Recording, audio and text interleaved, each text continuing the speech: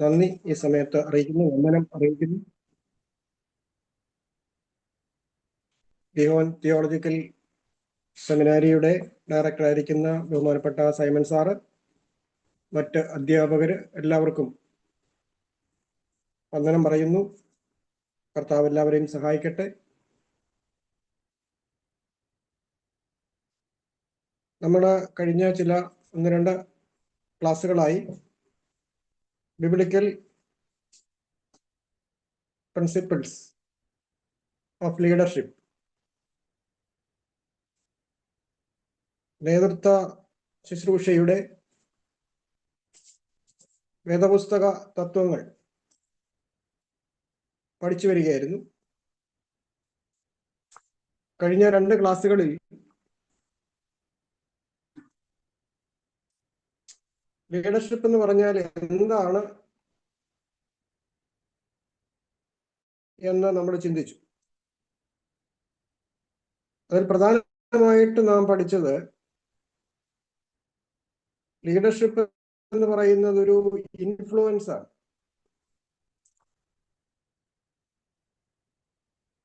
ആ ഇൻഫ്ലുവൻസിന്റെ 5 ഘട്ടങ്ങൾ, 5 ലെവലുകൾ നാം ചിന്തിക്കുകയുണ്ടായി. രണ്ടാമതായി ലീഡർഷിപ്പിൽ പരിഗണിക്കുന്ന ഒരു പ്രിൻസിപ്പിൾ എന്ന് പറയുന്നത് പ്രയോറിറ്റിയാണ്. എങ്ങനെയാണ് നമ്മുടെ പ്രയോറിറ്റി നമ്മൾ സെറ്റ് ചെയ്യുന്നത്? പ്രയോറിറ്റി പ്രിൻസിപ്പിളിന്റെ പ്രത്യേകത എന്താണ്? ഇതൊക്കെ നമ്മൾ കഴിഞ്ഞ ക്ലാസ്സിൽ ചിന്തിക്കുകയുണ്ടായി. അപ്പം പ്രയോറിറ്റിക്ക് ഒരു പ്രിൻസിപ്പിൾ നമ്മൾ പഠിച്ചിരുന്നു, 20-80. അപ്പൊ ആദ്യത്തെ 20 എന്ന് പറയുന്നത് പൊട്ടൻഷ്യലായിട്ടുള്ള ഒരു സംഖ്യയാണ്. 80 അല്ല, 20 ആണ് പൊട്ടൻഷ്യലായിട്ടുള്ളത്. അപ്പൊ അതിനെക്കുറിച്ച് നാം പറഞ്ഞു, ഒരു സഭയിലോ ഒരു ഓർഗനൈസേഷനിലോ 20% ആളുകളാണ് 80% കാര്യങ്ങൾ ചെയ്യുന്നത്. നമ്മുടെ ടൈം ആണെങ്കിലും 20% ടൈമിലാണ് 80% കാര്യങ്ങളും നാം ചെയ്യുന്നത്. അതുകൊണ്ട് ആ 20%-ൽ നമ്മുടെ പ്രയോറിറ്റി, ഇമ്പോർട്ടൻറ്റ്, അർജന്റ് കാര്യങ്ങൾ ഉൾപ്പെടുത്തി വേണം നമ്മുടെ കാര്യങ്ങൾ ചെയ്യുക. അങ്ങനെ ചെയ്യുമ്പോൾ നമുക്ക് ടൈം മാനേജ് ചെയ്യുവാൻ കഴിയും. അത്രയ്ക്കും അർജന്റ് അല്ലാത്ത കാര്യങ്ങൾ നമുക്ക് മറ്റാളുകളെ കൊണ്ട് ചെയ്യിപ്പിക്കുവാൻ കഴിയും, ഡെലിഗേറ്റ് ചെയ്യാൻ കഴിയും. ചില കാര്യങ്ങൾ നമുക്ക് ചെയ്യാതിരിക്കുവാനും കഴിയും. അപ്പോൾ പ്രയോറിറ്റി ചെയ്യുമ്പോൾ നമ്മുടെ ലക്ഷ്യം, നമ്മുടെ അസൈൻമെന്റ്, നമ്മുടെ ലക്ഷ്യത്തിലേക്ക്, നമ്മുടെ ദൗത്യത്തിലേക്കും ലക്ഷ്യത്തിലേക്കും നയിക്കുന്ന കാര്യങ്ങൾ അല്ലെങ്കിൽ അവയെ ഒഴിവാക്കുവാൻ നാം ശ്രദ്ധിക്കണം. അതായിരുന്നു നമ്മുടെ പ്രയോറിറ്റി പ്രിൻസിപ്പിൾ എന്ന് പറയുന്ന കാര്യം.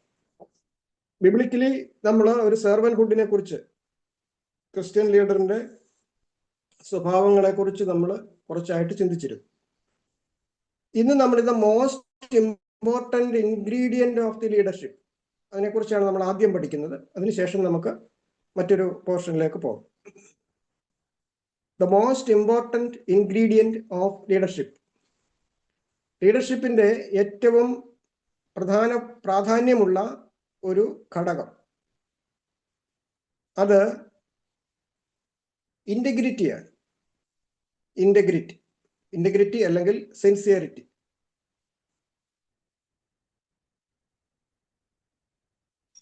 ഒരു നേതാവിനുണ്ടായിരിക്കേണ്ട ഏറ്റവും പ്രാധാന്യമുള്ള നേതൃത്വ ഗുണമാണ് ഇന്റഗ്രിറ്റി.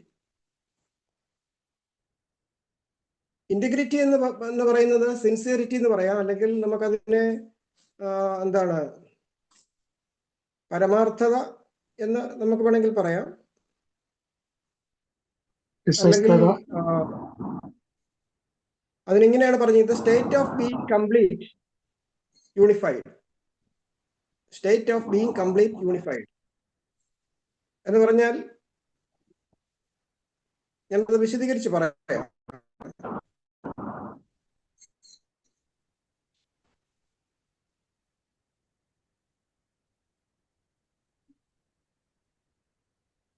ഏക വ്യക്തിത്വം എന്ന് കേൾക്കുന്നില്ല.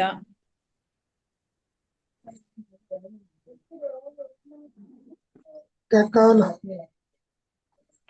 ഇവിടെ ഓക്കെയാണ്? കേൾക്കുന്നുണ്ട്. കേൾക്കാം.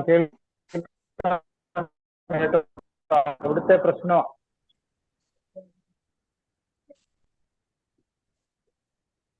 അപ്പം കേൾക്കുന്നില്ലെങ്കിൽ നിങ്ങളൊന്ന് ലെഫ്റ്റ് ആയിട്ട് ജോയിൻ ചെയ്താൽ മതി. പക്ഷെ ഈ പറയുന്നത് കേൾക്കുന്നില്ലെങ്കിൽ എന്ത് ചെയ്യും അല്ലേ? ലെഫ്റ്റ് ആയിട്ട് ജോയിൻ ചെയ്താൽ മതി, നിങ്ങൾക്ക് കേൾക്കാൻ പറ്റും. ഇവിടെ എനിക്ക് പ്രശ്നമില്ല.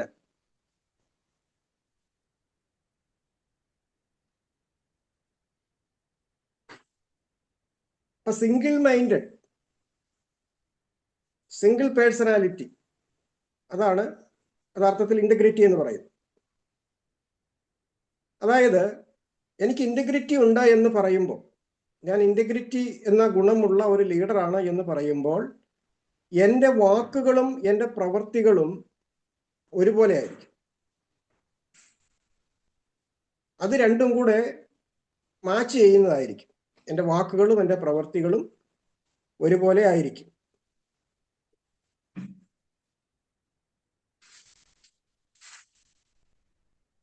ഞാൻ എവിടെയായിരുന്നാലും, ഞാൻ ഏത് സ്ഥാനത്തായിരുന്നാലും, ഞാൻ എന്ന് പറയുന്ന വ്യക്തിത്വത്തിന് വ്യതിയാനം ഉണ്ടാകുന്നില്ല. എൻ്റെ ബീയിങ്, ഞാൻ ആരായിരിക്കുന്നു എന്നുള്ളതിൽ വ്യത്യാസം ഉണ്ടാകുന്നില്ല.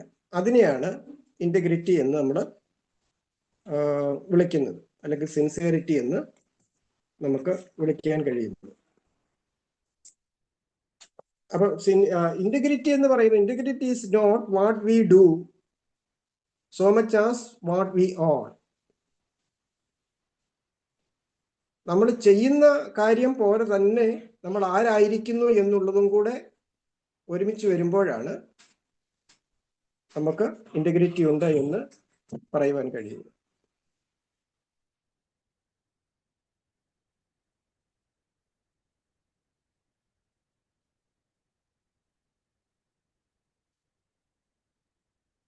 പലപ്പോഴും നമുക്ക് ഇതിൻ്റെ ഒരു വ്യത്യാസം, നാം ആളുകളെ ലീഡ് ചെയ്യുമ്പോൾ നമുക്കുണ്ടാകുന്ന വ്യത്യാസം, ഇന്റഗ്രിറ്റിയോട് കൂടിയുള്ള ലീഡിങ്ങിൽ ഉണ്ടാകുന്ന വ്യത്യാസം ഇങ്ങനെയായിരിക്കും. അപ്പം നമ്മൾ പറയുകയാണ്, നിങ്ങൾ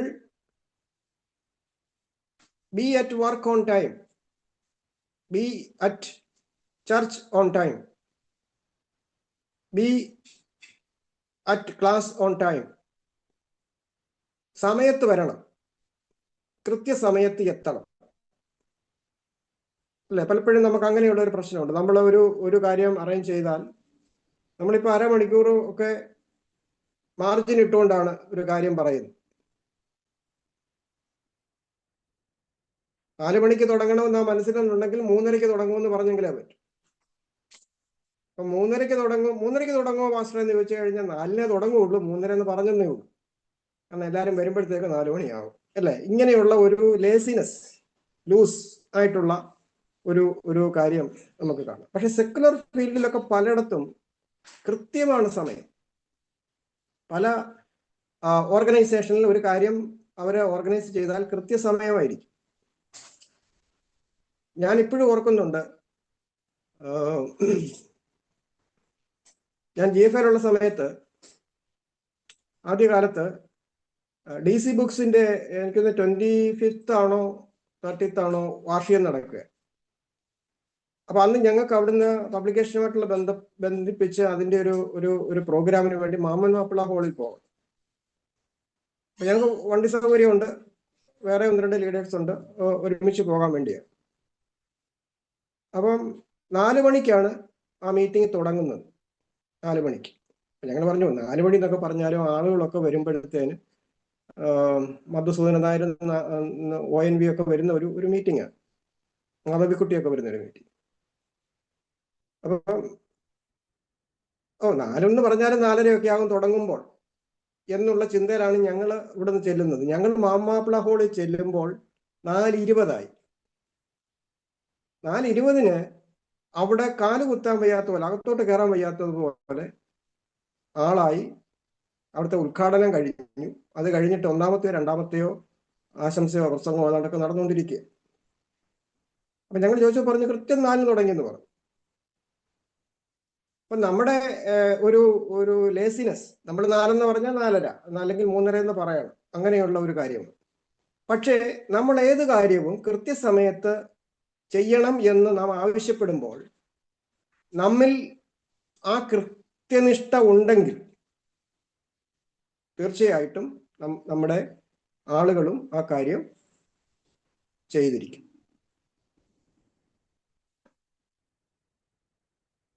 കുറ്റം പറയരുത് അല്ലെങ്കിൽ ഏഷണി പറയരുത് എന്ന് നമ്മൾ നമ്മുടെ ആളുകളോട് പറഞ്ഞു കൊടുക്കുകയാണെങ്കിൽ നമ്മളും അങ്ങനെ തന്നെ ആയിത്തീരുമ്പോഴാണ് അവരും അങ്ങനെ ആയിത്തീരും. അപ്പൊ ഇത് അതാണ് ലീഡറിന്റെ ഒരു ഇന്റഗ്രിറ്റി എന്ന് പറയുന്നത്. നാം പറയുന്ന കാര്യം തന്നെ ആയിരിക്കണം നാം പ്രവർത്തിക്കുകയും ചെയ്യുന്നത്. ഇപ്പൊ സമയമായാലും മറ്റ് വിഷയങ്ങളായാലും അതിനകത്തെല്ലാം ആ ഒരു ഇന്റഗ്രിറ്റി നമുക്ക് കീപ്പ് ചെയ്യാനായിട്ട് കഴിയണം. അതല്ല, നമ്മെ കണ്ട് മനസ്സിലാക്കുവാൻ ആളുകൾ കഴിയണം. 89% ആളുകളും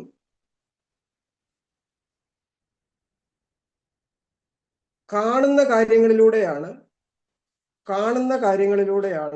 അവർക്ക് പ്രചോദനം ഉണ്ടാകുന്നത്, അവര് കാര്യങ്ങൾ ചെയ്യുന്നത്.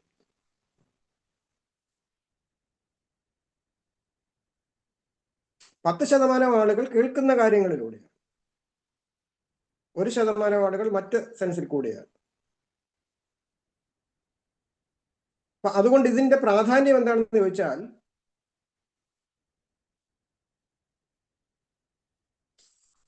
അവർക്ക് നമ്മുടെ പ്രവൃത്തികൾ കാണാനും നമ്മുടെ വാക്കുകൾ കേൾക്കാനും കഴിയുന്നതാണ് അവരെ ഇൻഫ്ലുവൻസ് ചെയ്യുന്നത്. നമ്മുടെ വാക്കുകളും നമ്മുടെ പ്രവൃത്തിയുമായിരിക്കും മറ്റുള്ള ആളുകളെ ഇൻഫ്ലുവൻസ് ചെയ്യുന്നത്. അതുകൊണ്ട് ഒരു ലീഡർ എപ്പോഴും ക്രെഡിബിലിറ്റി ഉള്ള ആളായിരിക്കണമെങ്കിൽ, വിശ്വാസ്യതയുള്ള ആളായിരിക്കണമെങ്കിൽ ഇന്റഗ്രിറ്റി ഏറ്റവും ആവശ്യമാണ്. കർത്താവ് ശിഷ്യന്മാരെ പഠിപ്പിക്കുമ്പോൾ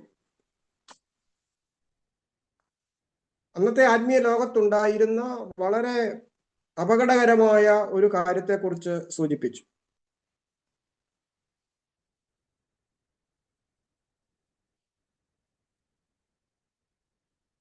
കർത്താവ് പറഞ്ഞു, പരീശന്മാരുടെ പുളിച്ച മാവ് സൂക്ഷിച്ചുകൊള്ളി. ലൂക്കോസ് സുവിശേഷം 12-ാം അധ്യായത്തിൽ നമുക്കത് കാണാം.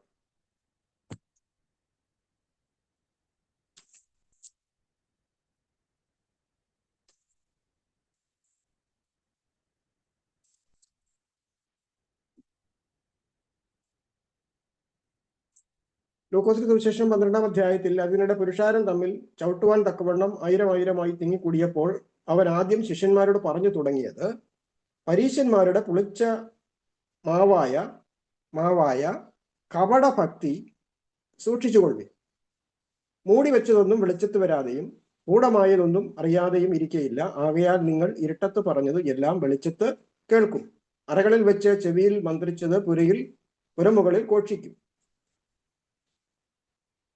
അപ്പൊ അതാണ് കർത്താവ് പറയുന്ന ഒരു പ്രധാനപ്പെട്ട കാര്യം. ഡബിൾ മൈൻഡഡ് ആയിട്ടുള്ള, ഇന്റഗ്രിറ്റി ഇല്ലാത്ത ജൂവിഷ് ലീഡേഴ്സിനെ കുറിച്ചാണ് അവരെ സൂക്ഷിച്ചു കൊള്ളുവാൻ കർത്താവ് പറയുന്നത്. കർത്താവ് പറഞ്ഞു, പുളിച്ച മാവായ കപടഭക്തി സൂക്ഷിച്ചു കൊള്ളണം. പുളിച്ച മാവായ കപടഭക്തി സൂക്ഷിച്ചു കൊള്ളണം. അപ്പൊ അതൊരു അവരുടെ സ്പിരിച്വാലിറ്റി എന്ന് പറയുന്നത്, അവരുടെ ലീഡർഷിപ്പ് എന്ന് പറയുന്നത് റിയാലിറ്റിയിലുള്ളതല്ല. റിയാലിറ്റിയിൽ ഒരു മൂടുപടം അല്ലെങ്കിൽ ഒരു മാസ്ക് ധരിച്ചിട്ടുണ്ട്. ഈ സിനിമയിലും നാടകങ്ങളിലും ഒക്കെ കാണത്തില്ലേ, പോലീസുകാരായിട്ടൊക്കെ വേഷം കെട്ടി വരിക, ഡോക്ടറായിട്ട് വേഷം കെട്ടി വരിക. അപ്പൊ പോലീസായിട്ട് വേഷം കെട്ടി വരുന്ന ആൾ യഥാർത്ഥത്തിൽ ആരല്ല, പോലീസ് അല്ല. പോലീസായിട്ട് വേഷം കെട്ടുകയാണ്. പോലീസിന്റെ വാടകയ്ക്ക് മേടിക്കുന്ന യൂണിഫോം ഒക്കെ മേടിച്ചിട്ട് തൊപ്പിയൊക്കെ വെച്ച് സ്റ്റേജിലോട്ട് വരുമ്പോൾ പോലീസുകാരനാണെന്ന് നമ്മൾ ധരിക്കും. അതൊരു അഭിനയമാണ്, നടനമാണ്. അതെല്ലാം അഴിച്ചു മാറ്റി കഴിയുമ്പോൾ ആള് റിയലായിട്ടും മറ്റൊരാളാണെന്ന് മനസ്സിലാക്കും.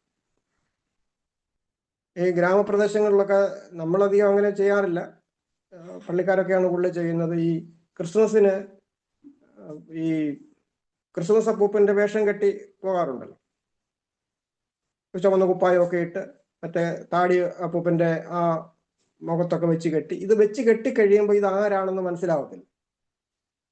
അപ്പൊ ഞങ്ങളുടെ അവിടെയൊക്കെ പണ്ട് പിള്ളേർ പോയി അച്ചായന് കൈ കൊടുക്കുക, അതൊരു വലിയ ഹരമാണ്. അച്ചായന് കൈ കൊടുക്കുക. അപ്പം സ്വന്തം വീടിൻ്റെ ഓട്ട് ചെല്ലാറാകുമ്പോഴത്തേക്കും ഈ ഉടുപ്പൊക്കെ മറ്റവൻ്റെ നിന്ന് മേടിച്ചൊക്കെ ഇട്ട്, പിന്നെ തൊപ്പിയൊക്കെ വെച്ച് അരയ്ക്ക് കെട്ടുമൊക്കെ കെട്ടി വടിയെല്ലാം പിടിച്ച് കഴിയുമ്പോഴത്തേക്ക് ഇത് മകനാണോ അനിയനാണോ ചേട്ടനാണോ ഒന്നും അറിയത്തില്ല. അപ്പൊ വീട്ടിൽ ചെന്ന് കാര്യങ്ങൾ പാട്ടുമെല്ലാം പാടി കഴിയുന്നതും അച്ചായന് നേരെ നീട്ടി കൈയൊക്കെ കൊടുത്ത് പോരുകയാണ്. അപ്പം പിന്നെ ഈ കരോളെല്ലാം കഴിഞ്ഞ് വീട്ടിൽ വന്ന് കഴിയുമ്പോഴാണ് പറയുന്നത്, ഞാനായിരുന്നു അച്ചായന് കൈ തന്നത് എന്ന് പറയുക. അപ്പം അതൊക്കെ ഒരു വലിയ ക്രെഡിറ്റ് ആണ്. വേറൊരാളായിട്ട് വന്ന് ഷെയ്ക്ക് ഹാൻഡൊക്കെ കൊടുക്കുക, കളിപ്പിക്കുക എന്നൊക്കെ പറയുന്ന ഒരു രീതി. ഇതെല്ലാം അഴിച്ചു മാറ്റി കഴിയുമ്പോൾ ആള് ഒറിജിനൽ ആളിനെ കണ്ടുപിടിക്കാം. സോ ഇന്നത്തെ ഒരു വലിയ പ്രശ്നം എന്ന് പറയുന്നത്, leaders are not genuine. Leaders പലപ്പോഴും ജെനുവിൻ അല്ല, അവര് അഭിനയിക്കുകയാണ്. അപ്പൊ ആ ഒരു പ്രവണത യഹൂദന്മാരുടെ ഇടയിൽ ഉണ്ടായിരുന്നത് കർത്താവിന്റെ കാലത്ത് വളരെ അധികമായിരുന്നു. അവർ പറയുന്നതൊന്നും അവർ പ്രവർത്തിക്കത്തില്ല. ജനത്തെ ഉപദേശിക്കുന്നു, പക്ഷെ ആ ഉപദേശത്തിന്റെ ഒരു രീതിയും അവരുടെ ജീവിതത്തിൽ ഇല്ലാതെ പോവുകയാണ്. ഇന്ന് നമ്മുടെ ഇടയിലും ഇങ്ങനെയുള്ള ലീഡർഷിപ്പ് വളരെ അധികമായിട്ട് ഇൻഫ്ലുവൻസ് ചെയ്തിട്ടുണ്ട് എന്ന് നമുക്ക് കാണുവാൻ കഴിയും.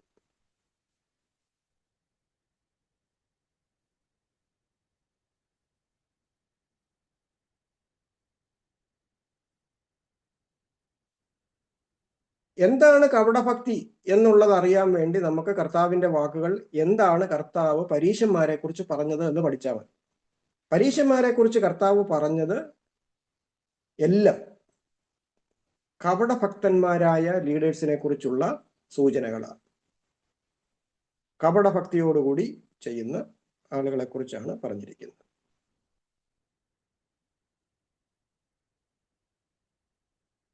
അവരുടെ പുറമേയുള്ള എക്സ്പ്രഷൻസ്, ഔട്ട്വേർഡ് എക്സ്പ്രഷൻസ് എല്ലാം ഒരു വലിയ ലീഡറിൻ്റെതാണ്, ഒരു ജനനായകൻ്റെതാണ്, ഒരു നേതാവിൻ്റെതാണ്. പക്ഷെ അവർക്ക് ആത്മീയതയുടെ പരമാർത്ഥത നഷ്ടപ്പെട്ടു പോയി. ആത്മീയതയുടെ പരമാർത്ഥത നഷ്ടപ്പെട്ടു പോയി. അപ്പം ഇത് കർത്താവിൻ്റെ കാലഘട്ടത്തിൽ ഉണ്ടായിരുന്ന ഒരു പ്രധാനപ്പെട്ട പ്രശ്നമായിരുന്നു.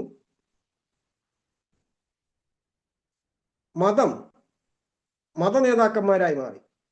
അപ്പം മതം ഒരിക്കലും അവരുടെ നിത്യജീവിതത്തിൽ സഹായമായി തീർന്നില്ല, അവരെ ബുദ്ധിമുട്ടിക്കുന്നതായി തീർന്നു, അവരുടെ ജീവിതത്തെ ബുദ്ധിമുട്ടിക്കുന്നതായി തീർന്നതായിട്ട് നമുക്ക് കാണാൻ കഴിയും. ഈ ഹിപ്പോക്രൈറ്റ് എന്ന് പറയുന്ന, അല്ലെങ്കിൽ കപടഭക്തി എന്ന് പറയുന്ന ആ ഒരു പ്രയോഗം തന്നെ വന്നത് ഡ്രാമയിൽ നിന്നാണ്. ഡ്രാമയിൽ നിന്ന് വന്ന ഒരു പദമാണ്.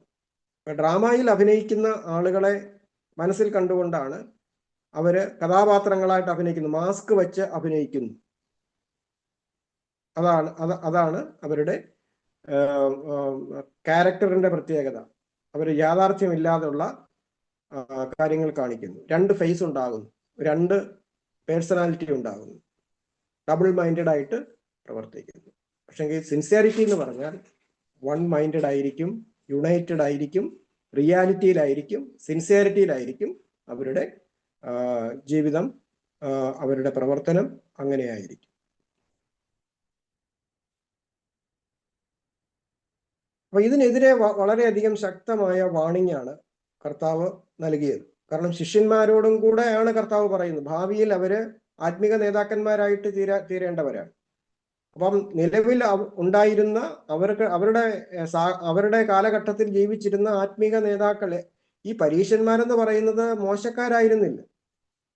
പരീശന്മാരെന്ന് പറയുന്ന ആളുകൾ ആ കാലഘട്ടത്തിൽ ജനമെല്ലാം അവരെ വളരെയധികം ആദരവോടുകൂടി ബഹുമാനത്തോടു കൂടിയൊക്കെ കാണുന്നതാണ്. കാരണം ഇവരുടെ ആരംഭം എന്ന് പറയുന്നത് വിശുദ്ധിയും വേർപാടുമായിരുന്നു. ഇവരുടെ ആരംഭം വിശുദ്ധിയും വേർപാടുമാണ്. കാരണം ഈ പ്രവാസത്തിൽ നിന്ന് മടങ്ങി വന്നതിന് ശേഷമുള്ള കർത്താവായ യേശുക്രിസ്തുവിന്റെ വരവ് വരെയുള്ള കാലഘട്ടത്തിൽ ഇവര് ബാബിലോണിൽ നിന്ന് മടങ്ങി വന്ന ഇവര് ഗ്രീക്കുകാരുടെ ഇടയിലാണ് ജീവിച്ചത്. പേർഷ്യക്കാരുടെയും ഗ്രീക്കുകാരുടെ ഇടയിൽ ജീവിച്ചു. അപ്പോൾ മേദ്യപാർസ്യക്കാരുടെയും ഗ്രീക്കുകാരുടെയും സംസ്കാരത്തിൽ പല ആളുകളും വീണുപോയപ്പോൾ അതിൽ നിന്നും മാറി നിന്ന ആളുകളാണ്. റബിമാരുടെ പഠിപ്പിക്കലുകളെ അവർ വിശ്വസിച്ചു. നമ്മൾ നേരത്തെ പഠിച്ചതുപോലെ പുനരുത്ഥാനത്തിൽ വിശ്വസിച്ചു, ആത്മാവിൽ വിശ്വസിച്ചു. ഇതൊന്നും വിശ്വസിക്കാത്തവരായിരുന്നു സദൂക്യർ, പുരോഹിതവർഗം. എന്നാൽ അതിൽ നിന്നെല്ലാം വ്യത്യസ്തമായിട്ട് ഇവരൊരു പ്രത്യേക ഉണർവ് സംഘമായിട്ട് തന്നെ ഡെവലപ്പ് ചെയ്ത് വന്ന ആളുകളാണ് ഈ പരീശന്മാരെന്ന് പറയുന്നത്. അപ്പോൾ പരീശൻ എന്ന് പറയുന്നത് തന്നെ സെപ്പറേറ്റഡ് വൺ എന്നാണ്, പാരിസി, വേർപെട്ടവൻ.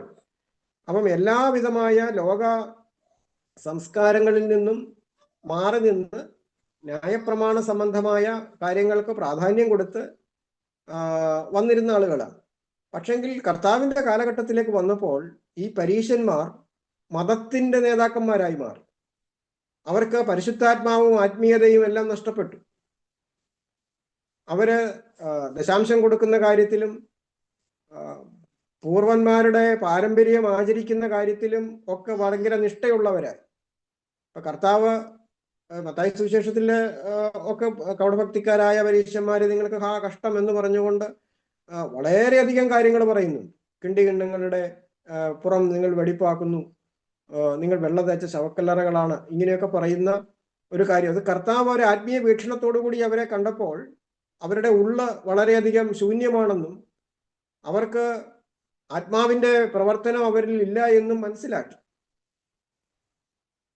വെറും മതചടങ്ങുകൾ ജനങ്ങളെ കൊണ്ട് ചെയ്യിപ്പിക്കുവാൻ വേണ്ടിയുള്ള ആളുകളായി മാറി, ആത്മാർത്ഥത ഇല്ലാത്തവരായി മാറി എന്ന് നമുക്ക് കാണാൻ കഴിയും. അപ്പൊ അതിനെക്കുറിച്ച് നമ്മൾ കൂടുതൽ ഭാഗങ്ങൾ ഞാൻ അതിനെക്കുറിച്ച് പറയുന്നില്ല. അപ്പൊ ഇവിടെ നമ്മൾ കാണുന്ന പ്രധാനപ്പെട്ട കാര്യം ഈ ഒരു ഇന്റഗ്രിറ്റി നഷ്ടപ്പെട്ടു പോകുന്ന അനുഭവത്തെക്കുറിച്ചാണ്. അപ്പോൾ ഒരു ലീഡറിന് എപ്പോഴും ഉണ്ടായിരിക്കേണ്ട കാര്യം ഇന്റഗ്രിറ്റി ഉള്ള വ്യക്തിയായിരിക്കുക എന്നുള്ളതാണ്. ഇന്റഗ്രിറ്റി ഉള്ള വ്യക്തികള് യഥാർത്ഥത്തിൽ അവരുടെ ലീഡർഷിപ്പ് ക്വാളിറ്റി എന്ന് പറയുന്നത് എന്തായിരിക്കും? റെസ്പോൺസിബിലിറ്റിക്ക് ആയിരിക്കും മുൻഗണന. റെസ്പോൺസിബിലിറ്റിക്ക് മുൻഗണന, അവകാശങ്ങൾക്ക് രണ്ടാം സ്ഥാനം. അവകാശങ്ങൾക്ക് രണ്ടാം സ്ഥാനം എന്ന് പറഞ്ഞാൽ എനിക്കെന്തെങ്കിലും വേണം, എനിക്കെന്തെങ്കിലും ആയിത്തീരണം എന്നുള്ള കാര്യത്തിന് രണ്ടാം സ്ഥാനവും, ശുശ്രൂഷയ്ക്കും ഉത്തരവാദിത്തങ്ങൾക്കും മുൻഗണനയും കൊടുക്കുന്ന ഒരു ഒരു ഒരു സമീപനം. അതായിരിക്കും ഇന്റഗ്രിറ്റി ഉള്ള ഒരു ലീഡർ അദ്ദേഹം ചെയ്യുന്ന കാര്യം അങ്ങനെ ആയിരിക്കും എന്ന് നമുക്ക് കാണുവാനായിട്ട് കഴിയും. അപ്പൊ നമ്മൾ നേരത്തെ പറഞ്ഞു വന്ന ഒരു ഭാഗത്ത് നമുക്ക് ഇതുമായിട്ട് ബന്ധിപ്പിച്ച് നമ്മൾ ചിന്തിക്കുമ്പം നമുക്ക് കാണാൻ കഴിയും കർത്താവിന്റെ വചനത്തിൽ ലീഡേഴ്സിനെ കുറിച്ച് പറഞ്ഞ കാര്യം ഞാൻ കഴിഞ്ഞ പ്രാവശ്യം ഒന്ന് സൂചിപ്പിച്ചായിരുന്നു. ഒരു ലീഡർ ആരാണ് എന്നുള്ളതിന്റെ 3 കാര്യങ്ങൾ, അതിലെ എനിക്ക് ഒന്നോ രണ്ടോ കാര്യങ്ങൾ മാത്രമേ നമ്മൾ 3 കാര്യങ്ങളും പറഞ്ഞെന്ന് തോന്നുന്നു അല്ലേ? 3 കാര്യങ്ങളും പറഞ്ഞു. ഞാനത് ഒരു പ്രാവശ്യം കൂടെ ഒന്ന് സൂചിപ്പിച്ചു പോകാം.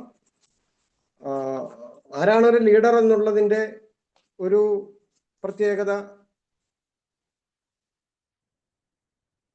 അദ്ദേഹം ആത്മാവ് നിറഞ്ഞവനായിരിക്കും. One who is full of spirit, Holy Spirit. പരിശുദ്ധാത്മാവ് നിറഞ്ഞ ജീവിതമുള്ള ഒരു വ്യക്തി ആയിരിക്കും ഒരു ക്രിസ്ത്യൻ ലീഡർ. രണ്ടാമത്, വൺ ഹൂ ഈസ് സ്പിരിച്വൽ, അവൻ ആത്മീയനായിരിക്കും. ഭക്തിയുള്ളവനും ആത്മീയനുമായിരിക്കും. മൂന്നാമത്, one who is a servant, അവനൊരു ദാസ മനോഭാവം ഉള്ളവനായിരിക്കും. ഈ 3 കാര്യങ്ങളാണ് നമ്മൾ കഴിഞ്ഞ പ്രാവശ്യം അവസാനമായിട്ട് നമ്മൾ പറഞ്ഞത്. അതിൻ്റെ ഭാഗമായിട്ട് നമ്മൾ പഠിച്ചതായിരുന്നു യോഹന്നാൻ സ്നാപകൻ കർത്താവായ യേശുക്രിസ്തുവിനെ കുറിച്ച് പരിചയപ്പെടുത്തുന്ന ഒരു കാര്യമുണ്ട്. കർത്താവിനെ കണ്ടു കഴിഞ്ഞപ്പോൾ പറഞ്ഞു, ഞാൻ ഇതാ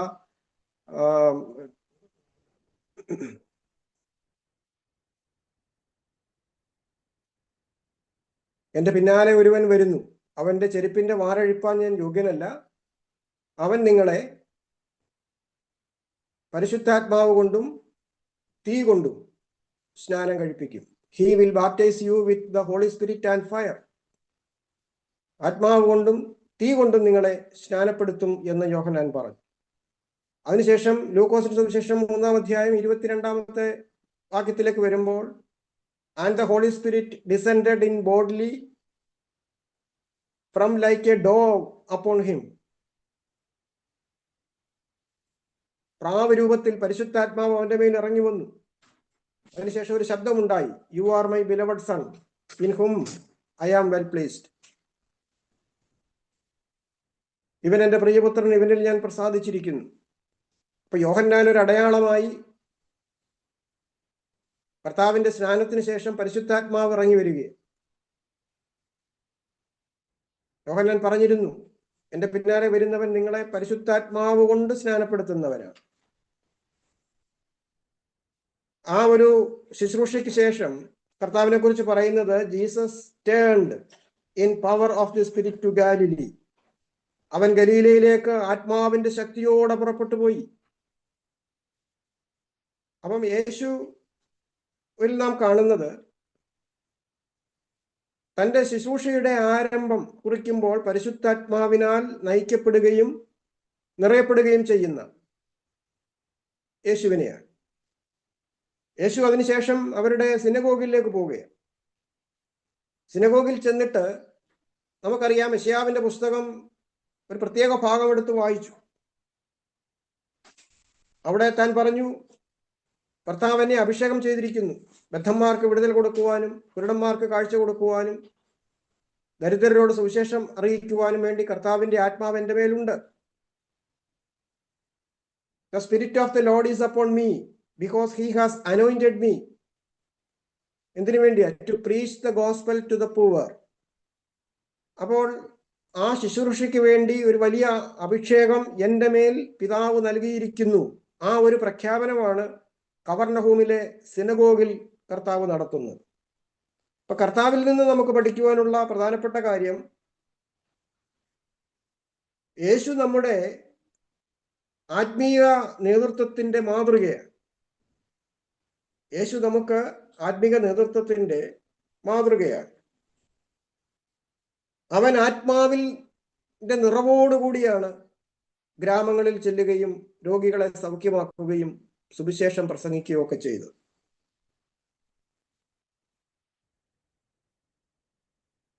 സുവിശേഷം പ്രസംഗിക്കുവാൻ, സദ്വാർത്ത അറിയിക്കുവാൻ പിതാവായ ദൈവം അവനെ അഭിഷേകം ചെയ്തിരുന്നു. അപ്പൊ അഭിഷേകത്തിന്റെ ശക്തി ആണ് സുവിശേഷം പ്രസംഗിക്കുവാൻ ഒരു ലീഡറിന് ആവശ്യം. അഭിഷേകത്തിന്റെ ശക്തി ഇല്ലാതെ സുവിശേഷം ഫലപ്രദമായിട്ട് പ്രസംഗിക്കുവാൻ കഴിയത്തില്ല. അതാണ് ഈ ഭാഗത്തുനിന്ന് നമുക്ക് മനസ്സിലാക്കുവാൻ കഴിയും. മറ്റൊന്ന്, he was sent by God the father. പിതാവായ ദൈവം അവനെ അയച്ചതാണ്. നാം ദൈവത്താൽ അയക്കപ്പെടുന്ന നേതാക്കന്മാരായിരിക്കണം, ശുശ്രൂഷകന്മാരായിരിക്കണം, പ്രസംഗകന്മാരായിരിക്കണം. ദൈവത്താൽ അയക്കപ്പെടുക. അതുപോലെ കർത്താവിന്റെ ശുശ്രൂഷ പരിശുദ്ധാത്മാവിന്റെ പ്രവർത്തനങ്ങളാൽ അത് ദൈവപ്രവർത്തിയാണെന്ന് തെളിയിക്കപ്പെട്ടു. അത്ഭുതങ്ങളാലും അടയാളങ്ങളാലും കർത്താവിന്റെ ശുശ്രൂഷ ദൈവിക പ്രവൃത്തിയാണ് എന്ന് തെളിയിക്കപ്പെട്ടു. പരിശുദ്ധാത്മാവിന്റെ പ്രവൃത്തികളാൽ തെളിയിക്കപ്പെട്ടു. നമ്മുടെ ശുശ്രൂഷകളിൽ നമ്മുടെ നേതൃത്വ ഗുണം, നമ്മുടെ അഭിഷേകം ആത്മാവിന്റെ പ്രവൃത്തികളാൽ തെളിയിക്കപ്പെടണം.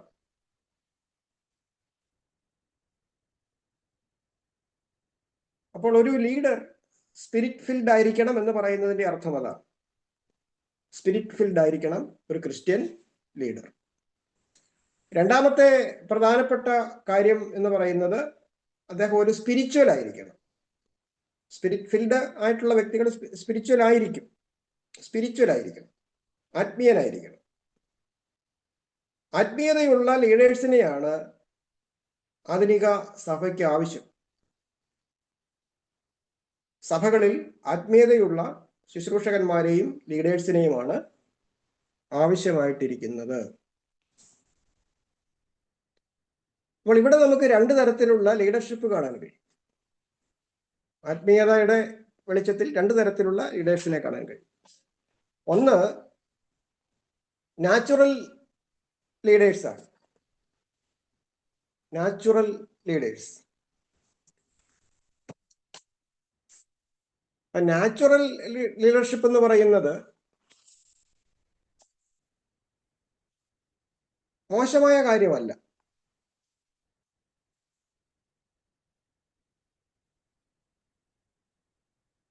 നാച്ചുറൽ ലീഡേഴ്സിന് അല്ലെങ്കിൽ സ്വാഭാവികമായിട്ടുള്ള ലീഡേഴ്സിന് ധാരാളം കഴിവുകളുണ്ട്. അവർക്ക് കാര്യങ്ങൾ പ്രസന്റ് ചെയ്യുവാനുള്ള വാക്ചാതുര്യമുണ്ട്. ദ വേ ഓഫ് പ്രസന്റേഷൻ വളരെ ഫലപ്രദമായിരിക്കും.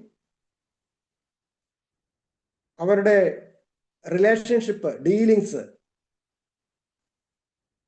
എല്ലാം വളരെയധികം മെച്ചമായിരിക്കും.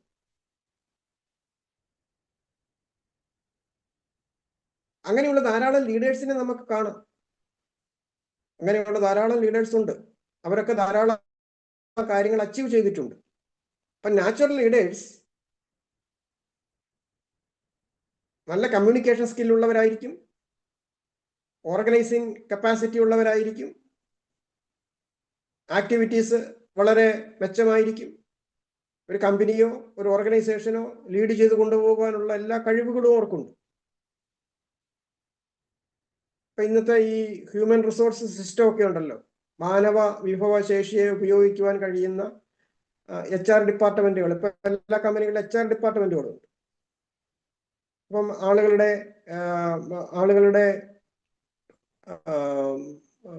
പെർഫോമൻസ് ഇവാലുവേറ്റ് ചെയ്യും. അപ്പൊ ചിലപ്പോൾ സ്പിരിച്വൽ സംഘടനകളിലും ഇപ്പം ഇന്റർനാഷണൽ ലെവലിലുള്ള ആത്മീയ സംഘടനകളിലും ഒക്കെ അങ്ങനെയുണ്ട്. ഇപ്പൊ ഓപ്പറേഷൻ മൊബിലൈസേഷൻ, വേൾഡ് വിഷൻ, ഇങ്ങനെയൊക്കെയുള്ള സംഘടനകളിൽ ഒരുപക്ഷെ എനിക്ക് തോന്നുന്നു അങ്ങനെയുള്ള HR ഡിപ്പാർട്ട്മെന്റുകൾ ആളുകളുടെ പെർഫോമൻസിനെ ഇവാലുവേറ്റ് ചെയ്യും. അപ്പൊ പെർഫോമൻസിനെ ഇപ്പൊ ബാങ്കിലൊക്കെ ആണെങ്കിലും അവരുടെ പെർഫോമൻസിനെ ഇവാലുവേറ്റ് ചെയ്തിട്ടാണ് ഇപ്പൊ ഒരു മാനേജറെ എത്ര പുതിയ അക്കൗണ്ട്സ്, പുതിയ ലോൺസ്, ഡ്യൂ ഇല്ലാതെ കാര്യങ്ങൾ മുന്നോട്ട് കൊണ്ടുപോകുക, അങ്ങനെയൊക്കെയുള്ള കാര്യങ്ങൾ ഒരു മാനേജർ ചെയ്ത് കഴിയുമ്പോൾ അദ്ദേഹത്തെ ഒരുപക്ഷെങ്കിൽ ഒരു സെക്ഷൻ ലീഡറായിട്ടും റീജിയണൽ ലീഡറായിട്ടും ഒക്കെ അദ്ദേഹത്തെ എന്ത് ചെയ്യും, പ്രൊമോഷനൊക്കെ കൊടുക്കും. അപ്പൊ അവരുടെ ആ ഒരു കഴിവിനെ എന്ത് ചെയ്യും, ഇവാലുവേറ്റ് ചെയ്താണ് അവർ ചെയ്യുന്നത്. ഇപ്പം നമ്മുടെ സംഘടനകളിലും അങ്ങനെയുണ്ട്. ഇപ്പം ഒരു ഒരു ഒരു പാസ്റ്റർ കുറേ വർഷങ്ങളായിട്ടും ആരെയും സ്നാനപ്പെടുത്തിയിട്ടില്ല എന്നുണ്ടെങ്കിൽ പിന്നെ അദ്ദേഹത്തിന് ഒരു നല്ല സഭ ഒരു പക്ഷേ കിട്ടത്തില്ല. അപ്പം 10 പേരെ സ്നാനപ്പെടുത്തി, സ്നാനക്കുളം പണിഞ്ഞു, ഒരു കൺവെൻഷൻ നടത്തി, അല്ലെങ്കിൽ മറ്റു കാര്യങ്ങൾ ചെയ്തു, 25 പേരെ സഭയിലേക്ക് കൊണ്ടുവന്നു. ഇതൊക്കെ നമ്മുടെ കേന്ദ്രത്തിൽ അറിയുന്ന ഉടനെ അടുത്ത സ്ഥലമാറ്റം വരുമ്പോഴത്തേക്കും അദ്ദേഹത്തിന് കുറച്ചുകൂടെ മെച്ചപ്പെട്ട ഒരു സഭ കൊടുക്കും, അല്ലെങ്കിൽ മെച്ചപ്പെട്ട ഒരു സ്ഥാനം കൊടുക്കും. അതെല്ലാം ആ പെർഫോമൻസിനെ ഇവാലുവേറ്റ് ചെയ്തിട്ടാണ് ചെയ്യുന്നത്. പെർഫോമൻസിന്റെ അടിസ്ഥാനത്തിൽ അദ്ദേഹം ചെയ്ത കാര്യങ്ങളുടെ അടിസ്ഥാനത്തിൽ അദ്ദേഹത്തിന് സ്ഥാനക്കയറ്റം കിട്ടും. അങ്ങനെയൊക്കെയുള്ള കാര്യങ്ങളിലേക്ക് പോകുന്നുണ്ട്. ഞങ്ങളുടെ ഈ ഗോസ്പൽ ഫോർ ഏഷ്യയില് ഒരു പ്രാവശ്യമല്ല പലതവണ ഞങ്ങൾക്ക് ലീഡർഷിപ്പ് ട്രെയിനിങ് ഉണ്ടായിരുന്നു. അത് കഴിഞ്ഞ് HR സിസ്റ്റംസിൽ ഇതുണ്ടായിരുന്നു, ഗോൾ സെറ്റ് ചെയ്യണം, അങ്ങനെയൊക്കെയുള്ള ഒരുപാട് മാനേജ്മെന്റ് ട്രെയിനിങ് തന്നെയല്ല, അങ്ങനെയുള്ള സിസ്റ്റംസ് ധാരാളം ഉണ്ടായിരുന്നു. അപ്പം ഈ ഒരു പ്രാവശ്യം ഞങ്ങളുടെ പബ്ലിക്കേഷൻസിന്റെ, പ്രത്യേകിച്ച് മാഗസിന്റെ ഒക്കെ ഒരു ഇവാലുവേഷൻ നടത്തി കഴിഞ്ഞപ്പോൾ, കാരണം ഞങ്ങൾക്ക് അതിനകത്ത് പരസ്യം എടുക്കാൻ ഒക്കത്തില്ല. പരസ്യം എടുത്തു കഴിഞ്ഞാൽ നമുക്ക് ബുദ്ധിമുട്ടുണ്ട്. എല്ലാ പരസ്യങ്ങളും നമുക്ക് എടുക്കാൻ ഒക്കത്തില്ല. പിന്നെ നമ്മുടെ സ്ഥാപനങ്ങളുടെ പരസ്യങ്ങളൊക്കെ ഇടും, അതിനകത്തുനിന്ന് എന്തെങ്കിലും ചെയ്യും. പിന്നെ റേഡിയോ പ്രോഗ്രാമിൻ്റെതും മറ്റ് കൺവെൻഷൻ്റെയും ഒക്കെ പരസ്യങ്ങൾ അങ്ങനെയൊക്കെ നമ്മൾ ഇടാറുള്ളൂ. അതിനകത്ത് ആത്മീയമായ കാര്യങ്ങളാണ്, പ്രാക്ടിക്കലായ കാര്യങ്ങളാണ്, രക്ഷിക്കപ്പെടുവാനുള്ള കാര്യങ്ങൾ മാത്രമാണ്. അപ്പം ഇത് വെളിയിൽ നിന്ന് വന്ന ഒരു HR ഡിപ്പാർട്ട്മെന്റ് ഓഫീസർമാര് അവരിതെന്ത് ചെയ്തു, എല്ലാ ഡിപ്പാർട്ട്മെന്റുകളും ഇവാലുവേറ്റ് ചെയ്തപ്പോൾ ഞങ്ങളുടെ മാസിക പ്രോഫിറ്റബിൾ അല്ല എന്നാണ് അവർ കണ്ടെത്തിയത്. മാസിക പ്രോഫിറ്റബിൾ അല്ല. അപ്പം അതിന്റെ എക്സ്പെൻസ് എന്ന് പറയുന്നത് 50,000 ആയിരിക്കും, 60,000 ആയിരിക്കും ഒരു മാസം. 2-3 പേര് അതിനകത്ത് വർക്ക് ചെയ്യുന്നുണ്ട്. അവരുടെ സാലറി, പിന്നെ പ്രിന്റിംഗ് ചാർജ്, പോസ്റ്റേജ്, ഇതെല്ലാം കൂടി ഇങ്ങനെ കൂട്ടിക്കഴിയുന്ന ഉടനെ ആ എക്സ്പെൻസ് എല്ലാം കൂടെ 1.5 ലക്ഷം രൂപ ആയിരിക്കും. വരുമാനം കിട്ടുന്നത് ആ പ്രാവശ്യം വരുമാനം കിട്ടുന്നത് ഒരു മാസത്തിലുള്ള വരിസംഖ്യയോ അല്ലെങ്കിൽ എന്തെങ്കിലും കിട്ടുന്നത് ചിലപ്പോൾ 20,000 രൂപയായിരിക്കും. അപ്പം കറക്റ്റാണ്, 20,000 രൂപയായിരിക്കും, കറക്റ്റാണ്. അപ്പം 20,000 രൂപ വരുമാനവും 1.5 ലക്ഷം രൂപ ചെലവും വരുമ്പോൾ അതൊരിക്കലും ഒരു പ്രോഫിറ്റബിൾ അല്ല. അപ്പൊ അതൊരു ലോകപരമായിട്ട് നോക്കുന്ന പറഞ്ഞാൽ അത് പ്രോഫിറ്റബിൾ അല്ല. അപ്പൊ ഞങ്ങളെ വിളിച്ചിട്ട് അതിനെക്കുറിച്ച് സംസാരിച്ചു കഴിഞ്ഞാൽ ഞാൻ വളരെ പ്രിപ്പയർഡ് ആയിട്ടാണ് പോയത്. അപ്പൊ ഞാൻ ചെന്നിട്ട് ഞങ്ങളുടെ അവിടുത്തെ ലീഡേഴ്സ് ഉണ്ട്, വെളിയിൽ നിന്നുള്ള ലീഡേഴ്സ് ഉണ്ട്. അവർ പറഞ്ഞത് നഷ്ടത്തിലാണല്ലോ പോകുന്നത്, നമുക്ക് എന്തോ ചെയ്യാൻ പറ്റും. ഞാൻ പറഞ്ഞു ശരിയാണ്, ലോകത്തിൽ ഒരു ക്രിസ്തീയ മാസികയും ഒരു ക്രിസ്തീയ പുസ്തകശാലയും ലാഭത്തിൽ പോകാറില്ല. രണ്ടാമത്തെ കാര്യം, നിങ്ങൾ ഈ പറഞ്ഞ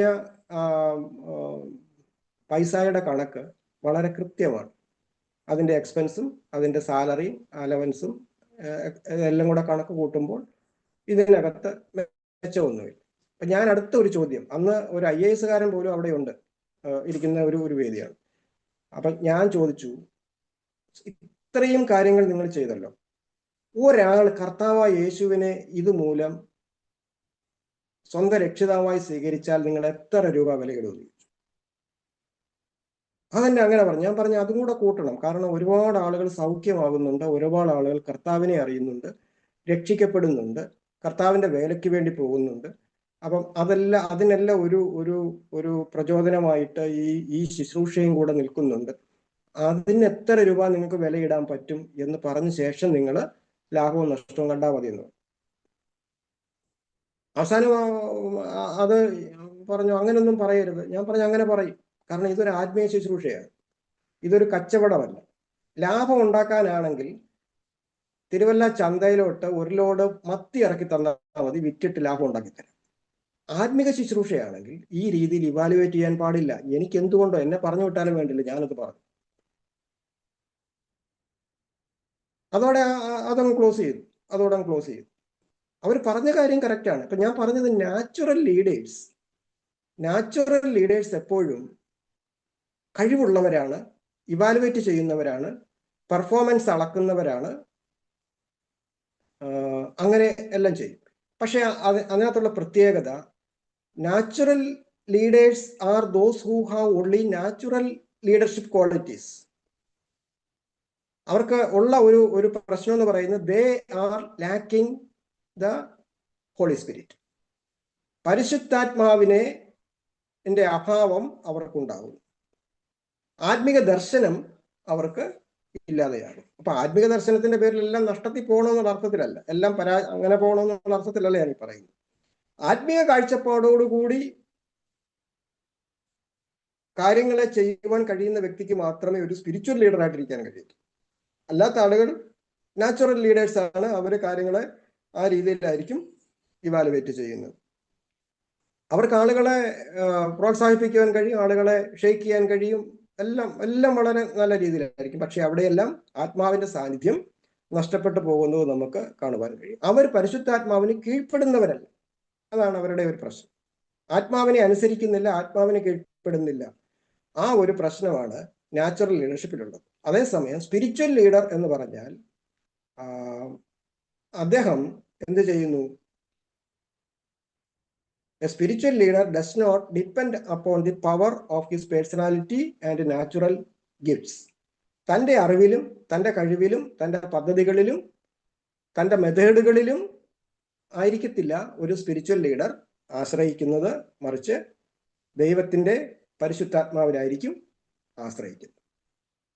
അങ്ങനെയുള്ള ലീഡേഴ്സ് നമുക്കുണ്ടായിരുന്നു, നമ്മുടെ ചർച്ചകളിൽ ഉണ്ടായിരുന്നു, മിഷൻ സംഘടനകളിൽ ഉണ്ടായിരുന്നു അങ്ങനെയുള്ള ലീഡേഴ്സ്. അപ്പൊ നമുക്കറിയാം, മിഷൻ സ്റ്റോറീസ് നമ്മൾ വായിക്കുമ്പോൾ ജോർജ് മുള്ളറിൻ്റെയോ അല്ലെങ്കിൽ ഹഡ്സൺ ടൈലറുടെയോ ഒക്കെ അനുഭവങ്ങൾ നമ്മൾ വായിക്കുമ്പോൾ നമുക്കറിയാം, അവരൊന്നും അവരുടെ നാച്ചുറലായിട്ടുള്ള കഴിവിന്റെ വെളിച്ചത്തിലായിരുന്നില്ല. കഴിവിന്റെ വെളിച്ചത്തിലെല്ലാം ശൂന്യമായിരുന്നു, അവരുടെ സാഹചര്യങ്ങളൊക്കെ ശൂന്യമായിരുന്നു. പക്ഷെ അവർക്കൊരു ആത്മീയ കാഴ്ചപ്പാടുണ്ടായിരുന്നത് കൊണ്ടാണ്. കഴിഞ്ഞ ദിവസവും ഒരു സ്റ്റോറി നമ്മൾ കേട്ടിട്ടുള്ള സ്റ്റോറിയാണ്, അതിങ്ങനെ ഫോർവേഡ് ചെയ്ത് വന്നതാണ്. ഏതോ ഒരു ഗ്രൂപ്പിൽ എനിക്ക് കിട്ടി. ഈ ജോർജ് മുള്ളറിന്റെ അനാഥശാലയിൽ ധാരാളം കുട്ടികളുണ്ട്. രാവിലത്തേക്കുള്ള ഭക്ഷണത്തിനുള്ള സമയമായി, അവർക്ക് രാവിലത്തേക്കാണോ ഉച്ചയ്ക്കാണോ ഭക്ഷണത്തിനുള്ള സമയമായി. ഒന്നും അവിടെ ഇല്ല. അപ്പൊ 10,000, 2,000, 3,000 പിള്ളേരും കണ്ടുണ്ടെന്ന് തോന്നുന്നു. അപ്പൊ അത്രയും കുട്ടികളെ മെസ് ഹോളിലേക്ക് വിളിച്ചിരുത്തിയ ശേഷം പാത്രം അവരുടെ മുമ്പിൽ കൊണ്ടുവച്ചു. പ്രാർത്ഥിക്കാൻ പറഞ്ഞു, ഭക്ഷണത്തിന് വേണ്ടി പ്രാർത്ഥിക്കാൻ പറഞ്ഞു. ഭക്ഷണമില്ല. പക്ഷേ ലോകപരമായിട്ട് നോക്കുമ്പോൾ ശൂന്യമാണ്. പക്ഷെ ആ സമയത്താണ് എവിടെയോ ഒരു പ്രോഗ്രാം നടന്നത്. എന്ത് ചെയ്തു? അന്ന് അവിടെ നടന്നില്ല. കല്യാണമാണോ അതുപോലുള്ള ഏതാണ്ടൊരു വലിയ പാർട്ടി അവിടെ നടക്കാതെ വന്നപ്പോൾ അവർക്ക് വേണ്ടി ഉണ്ടാക്കിയ ഫുഡ് നഷ്ടപ്പെട്ടു പോകാതിരിക്കാൻ വേണ്ടി അവരുടെ ട്രക്ക് മുഴുവനും ഈ അനാഥശാലയുടെ വാതിക്കലോട്ട് വന്ന് നിന്നിട്ട് മുള്ളറിനെ വിളിച്ചിട്ട് പറഞ്ഞു, ഞങ്ങൾക്കൊരു പ്രോഗ്രാം ആയിരുന്നു, ആ പ്രോഗ്രാം ക്യാൻസൽ ചെയ്തു പോയി, ഞങ്ങൾ അവർക്ക് വേണ്ടി പ്രിപ്പയർ ചെയ്ത ഫുഡാണ്, ഇത് നിങ്ങൾക്ക് തരാൻ വേണ്ടിയാണ് ഞങ്ങൾ വന്നതെന്ന് പറഞ്ഞ് സമൃദ്ധമായ ഭക്ഷണം അവർക്ക് കൊണ്ട് കൊടുത്തു. അപ്പൊ ഇത് ചിന്തിക്കാൻ കഴിയുന്നതല്ല.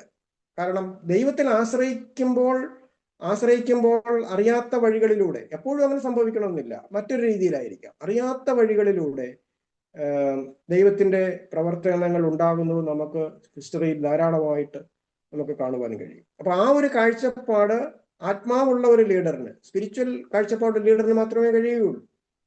അല്ലെങ്കിൽ എന്ത് ചെയ്യും? ഈ ഇത്രയും കുട്ടികൾക്ക് ഉച്ചക്കത്തേക്ക് ഭക്ഷണമില്ല, നമുക്ക് അവിടെ നിന്നും പോയി കടം മേടിക്കാം, അല്ലെങ്കിൽ വേറെ എവിടെയെങ്കിലും എന്തെങ്കിലും കാര്യങ്ങൾ ചെയ്യാം, അല്ലേ? അതേ പറയത്തുള്ളൂ. പക്ഷെ വിശ്വാസം, ദർശനം എന്ന് പറയുന്നത് അതിനാൽ നയിക്കപ്പെടുന്ന വ്യക്തിയായിരിക്കും ഒരു ലീഡർ. കാണുന്നതിനാലല്ല, നമ്മള് കാഴ്ചയാലല്ല വിശ്വാസത്താൽ എന്ന് പറയുന്നതിന്റെ കാര്യം അതാണ്. കാഴ്ചയാലല്ല വിശ്വാസത്താലാണെന്ന് പറയുന്ന കാര്യം അതാണ്. As A leader gives control of his life to the spirit. The spirit's power flows through him to others. പരിശുദ്ധാത്മാവിൽ ആശ്രയിക്കുക മാത്രമല്ല, പരിശുദ്ധാത്മാവിന്റെ ഒഴുക്ക് അവരിലൂടെ മറ്റുള്ളവരിലേക്ക് ലഭിക്കുകയും ചെയ്യും.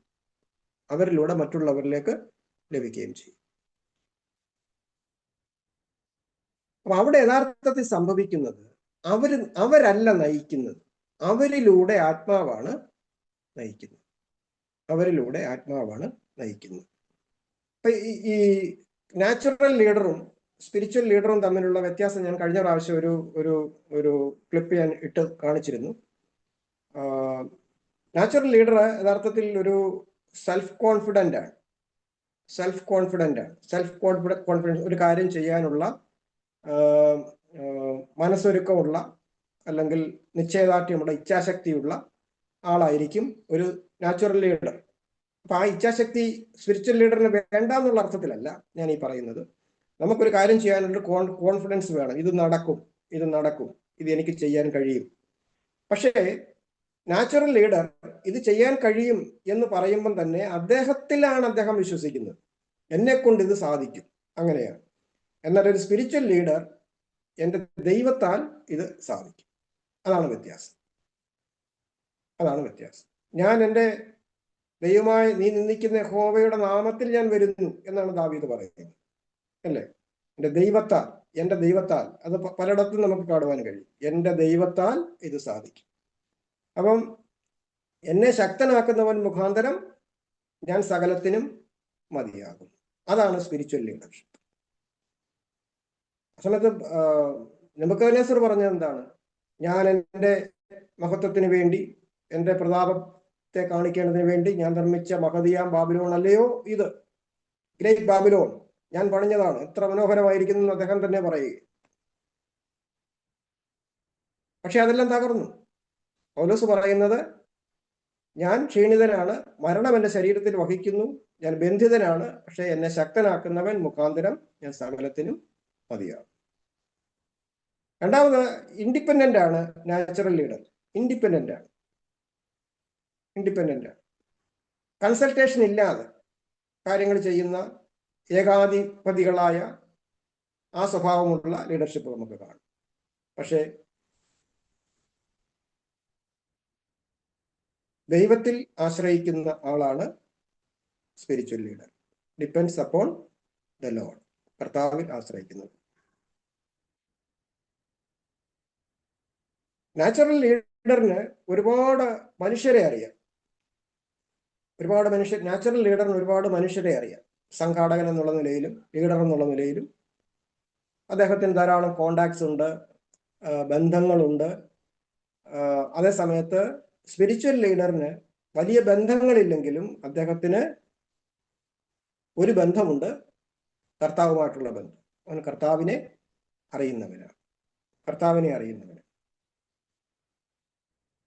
ഈ രീതിയിൽ ഞാൻ 8 കാര്യങ്ങൾ കഴിഞ്ഞ ദിവസം ഞാൻ ആ ഭാഗത്തെക്കുറിച്ച് പറഞ്ഞതായിരുന്നു. മൂന്നാമത്തെ പ്രധാനപ്പെട്ട ഒരു വസ്തുതയാണ്, A Christian leader is one who is a servant.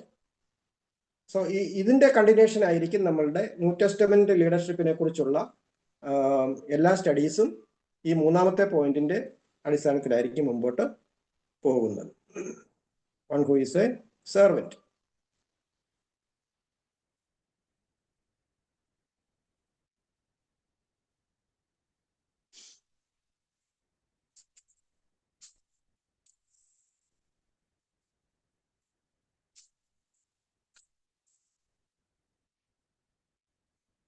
Old ടെസ്റ്റമെന്റിൽ നമുക്ക് ധാരാളം ലീഡേഴ്സിനെ കാണാം.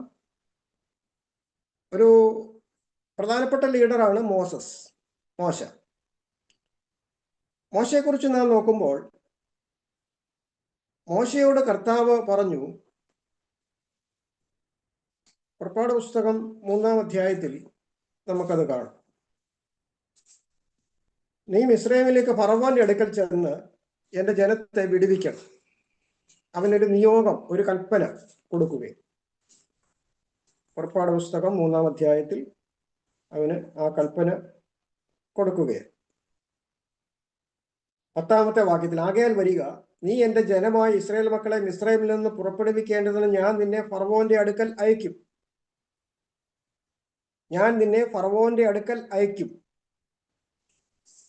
കർത്താവ് മോശയോട് പറയുകയാണ്. അപ്പൊ ന്യായമായിട്ടും മോശയ്ക്ക് പറയാം, ഓ കർത്താവേ, ഞാൻ മിസ്രയീമിലായിരുന്നല്ലോ, ഫറവോന്റെ കൊട്ടാരത്തിലായിരുന്നല്ലോ, ഞാൻ അവിടെ നിന്നാണല്ലോ ഞാൻ പഠിക്കുകയൊക്കെ ചെയ്തത്. ഞാൻ അവിടെ ആയിരുന്നെങ്കിൽ എനിക്ക് അടുത്ത ഫറവോനാകാമായിരുന്നു, അല്ലേ? അവിടുത്തെ ഒരു പ്രധാനപ്പെട്ട വ്യക്തിയായിരുന്നു. അപ്പൊ കൊട്ടാരം അറിയാം, രാജാക്കന്മാരെ അറിയാം, അവിടുത്തെ മന്ത്രിമാരെയൊക്കെ അറിയാം, മിസ്രയീമിനെ കുറിച്ച് ധാരാളം കാര്യങ്ങൾ അറിയാം. കൊട്ടാരത്തിൽ വളർന്നവനാണ്, അധികാരം ഉണ്ടായിരുന്നവനാണ്. അപ്പം കുറച്ചു നാളായിട്ട് അവിടെ നിന്ന് വിട്ടുപോകുന്നു എന്നുള്ളതേ ഉള്ളൂ. അതുകൊണ്ട് ഞാൻ പൊക്കോളാം എന്നാണ് പറയേണ്ടത്, അല്ലേ? കാരണം അന്ന് ആ സാഹചര്യത്തിൽ മിസ്രൈമിനെ കുറിച്ച് അറിയാവുന്ന അല്ലെങ്കിൽ അത്രയും സ്വാധീനമുള്ള വേറൊരു വ്യക്തി ഇല്ല. പക്ഷേ മോശ പറയുകയാണ്, മോശ ദൈവത്തോട് ഫറവോന്റെ അടുക്കൽ പോകുവാനും ഇസ്രായേൽ മക്കളെ മിസ്രൈമിൽ നിന്ന് പുറപ്പെടുവിക്കുവാനും ഞാൻ എന്തുമാത്രമുള്ളൂ.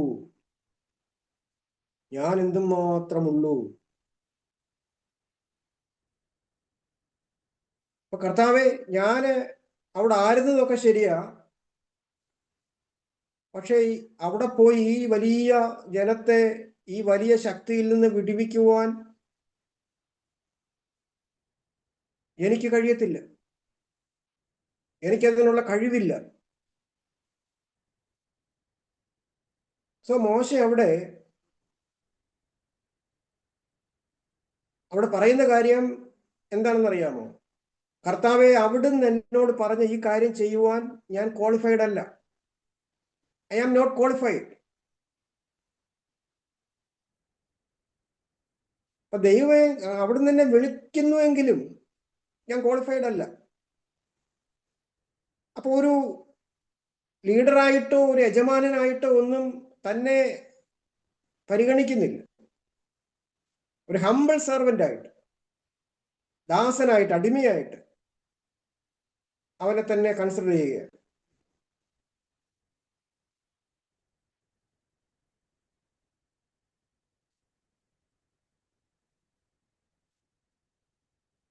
പതിനെട്ടാം അധ്യായത്തിലേക്ക് വരുമ്പോൾ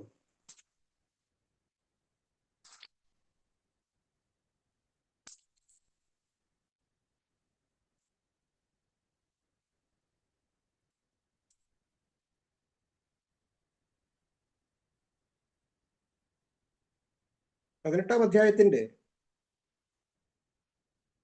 13 മുതലുള്ള വാക്യങ്ങൾ. പിറ്റേന്നാൾ മോശെ ജനത്തിന് ന്യായം വിധിപ്പാൻ ഇരുന്നു. ജനം രാവിലെ തുടങ്ങി വൈകുന്നേരം വരെ മോശയുടെ ചുറ്റും നിന്നു. അവൻ ജനത്തിന് വേണ്ടി ചെയ്യുന്നതൊക്കെയും മോശയുടെ അമ്മായിപ്പൻ കണ്ടപ്പോൾ, നീ ജനത്തിന് വേണ്ടി ചെയ്യുന്ന ഈ കാര്യം എന്ത്? നീ ഏകനായി വിസ്തരിപ്പാനിരിക്കുകയും ജനമൊക്കെയും രാവിലെ തുടങ്ങി വൈകുന്നേരം വരെ നിന്റെ ചുറ്റും നിൽക്കുകയും ചെയ്യുന്നത് എന്ത് എന്ന് ചോദിച്ചു. അപ്പൊ അവിടെ അതിന്റെ അവസാനം വരുമ്പോഴത്തേക്കും 70 പേരെ അധിപതികളെ ഒക്കെ നിശ്ചയിക്കുന്നുണ്ട്. മോശ എല്ലാ ഇസ്രായേലിനും പ്രാപ്തിയുള്ള പുരുഷന്മാരെ തിരഞ്ഞെടുത്തു. അവരെ 1000 പേർക്ക് അധിപതിയായും 100 പേർക്ക് അധിപതിമാരായും 50 പേർക്ക് അധിപതിമാരായും 10 പേർക്ക് അധിപതിമാരായും ജനത്തിന് തലവന്മാരാക്കി. അവർ എല്ലാ സമയത്തും ജനത്തിന് ന്യായം വിധിച്ചു വന്നു. വിഷമമുള്ള കാര്യം അവർ മോശയുടെ അടുക്കൽ കൊണ്ടുവരും, ചെറിയ കാര്യമൊക്കെയും അവർ തന്നെ തീർക്കും. അതിനുശേഷം മോശ തന്റെ അമ്മായിപ്പനെ യാത്ര അയച്ചു. അവൻ തന്റെ സ്വദേശത്തേക്ക് പോയി. ഈ 18-ാം അധ്യായത്തിൽ നാം കാണുന്ന ഒരു കാര്യമുണ്ട്. ഇസ്രായേലിൽ ഉള്ള പ്രശ്നങ്ങളെ തീർക്കുവാൻ മോശ ഒരുങ്ങുന്ന ഒരു കാഴ്ചയാണ്. അപ്പൊ അവിടെ അവരുടെ ഇടയിലുള്ള പ്രശ്നങ്ങൾ എല്ലാം മോശയുടെ അടുക്കലേക്കാണ് കൊണ്ടുവരുന്നത്. അപ്പൊ മോശ എന്ത് ചെയ്യുന്നു? രാവില്ലാതെ പകലില്ലാതെ അവരുടെ കാര്യങ്ങൾ കേൾക്കുകയും അതിന് തീർപ്പ് കൽപ്പിക്കുകയും ചെയ്യുകയും, അപ്പൊ അതിനൊരു പരിഹാരം ഇത്രോ പറഞ്ഞു കൊടുക്കുകയും മറ്റ് അധിപന്മാരെയൊക്കെ വെക്കുകയും ചെയ്യുന്നു. പക്ഷെ ഇവിടെ മോശയെ നാം കാണുന്നത് ജനത്തിന് വേണ്ടി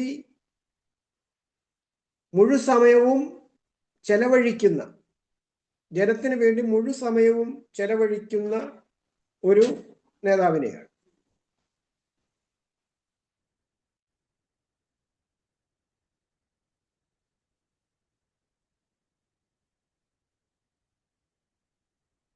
മുപ്പത്തിരണ്ടാം അധ്യായത്തിലേക്ക് വരുമ്പോൾ അതിന്റെ 7 മുതലുള്ള വാക്യങ്ങളിൽ ജനമെല്ലാം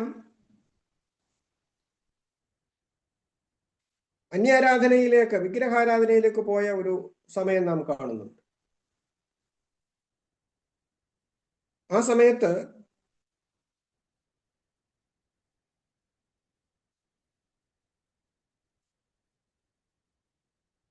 ദൈവം അവരെ ജനത്തെ നശിപ്പിക്കുവാൻ വേണ്ടി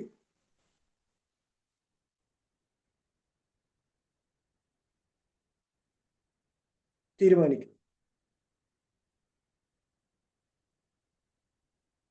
ആ ജനത്തിന് വേണ്ടി ഇടിവിൽ നിൽക്കുന്ന, ദൈവത്തോട് ഇടിവിൽ നിന്ന് അവരെ നശിപ്പിക്കരുതേ എന്ന് അപേക്ഷിക്കുന്ന ഒരു ലീഡറിനെ നാം കാണുന്നു. മോശയെക്കുറിച്ചോ യോശുവയെക്കുറിച്ചോ ഒക്കെ നമുക്ക് പിന്നീട് കുറച്ച് കാര്യങ്ങൾ നമുക്ക് മനസ്സിലാക്കാൻ കഴിയും, നമുക്ക് പഠിക്കാൻ കഴിയും. ഇവിടെ നമ്മൾ കാണുന്നത് ജനത്തിന് വേണ്ടി പൂർണ്ണമായി ഏൽപ്പിച്ചു കൊടുക്കുന്ന, ജനത്തിന് വേണ്ടി ഇടിവിൽ നിൽക്കുന്ന, താൻ യോഗ്യനല്ല എന്ന് ദൈവത്തോട് പറയുന്ന ഒരു മോശ. യോഗ്യനല്ല എന്ന് മോശ ദൈവത്തോട് പറഞ്ഞപ്പോൾ, ഞാൻ എന്തുള്ളൂ എന്ന് പറഞ്ഞപ്പോൾ കർത്താവ് പറഞ്ഞെന്തെന്നറിയാമോ? നീ ഒറ്റയ്ക്കായിരിക്കത്തില്ല പോകുന്നു, നീ ഒറ്റയ്ക്കായിരിക്കത്തില്ല പോകുന്നു, ഞാൻ നിന്നോട് കൂടെ ഇരിക്കും, ഞാൻ നിന്നെ ശക്തീകരിക്കും. അപ്പൊ സെർവന്റ് ആയിട്ട്, ഒരു സെർവന്റ്ഹുഡ് ലീഡറായിട്ട് തന്നെ സമർപ്പിക്കുന്ന വ്യക്തിക്ക് ദൈവം കൊടുക്കുന്ന മറുപടി അതാണ്: നീ ഒറ്റയ്ക്കല്ല ലീഡ് ചെയ്യുന്നത്, നീ ഒറ്റയ്ക്കല്ല ശുശ്രൂഷിക്കുന്നത്, ഞാൻ നിന്നോട് കൂടെ ഇരിക്കും. അപ്പൊ ഈ 3 പ്രധാനപ്പെട്ട ക്വാളിറ്റിയാണ് ഒരു ക്രിസ്ത്യൻ ലീഡറിന്, ഒരു സ്പിരിച്വൽ ലീഡറിന് ആവശ്യമായിരിക്കുന്നത്. അങ്ങനെയുള്ള ലീഡേഴ്സ് ആയിട്ടാണ് നാം മാറേണ്ടത്. അങ്ങനെയുള്ള ലീഡേഴ്സിന്റെ ഗുണമാണ് നാം ആരംഭത്തിൽ പഠിച്ചത്. സിൻസിയർ ആയിരിക്കും, ഇന്റഗ്രിറ്റി ഉള്ള ലീഡർ ആയിരിക്കും, പറയുന്നത് തന്നെ ചെയ്യുന്ന ലീഡർ ആയിരിക്കും, ഹിപ്പോക്രൈറ്റ് ആയിരിക്കത്തില്ല, കപട ഭാവമുള്ള ആള് ആയിരിക്കത്തില്ല. റിയാലിറ്റിയിൽ ലീഡ് ചെയ്യുവാൻ, ഹമ്പിളായിട്ട് ലീഡ് ചെയ്യുവാൻ കഴിയുന്ന ഒരു വ്യക്തി ആയിരിക്കണം സ്പിരിച്വൽ ലീഡർ. നമുക്ക് ഒരു 5 minutes ബ്രേക്ക് തരാം, അതിനുശേഷം നമുക്ക് കണ്ടിന്യൂ ചെയ്യാം. 5 minutes.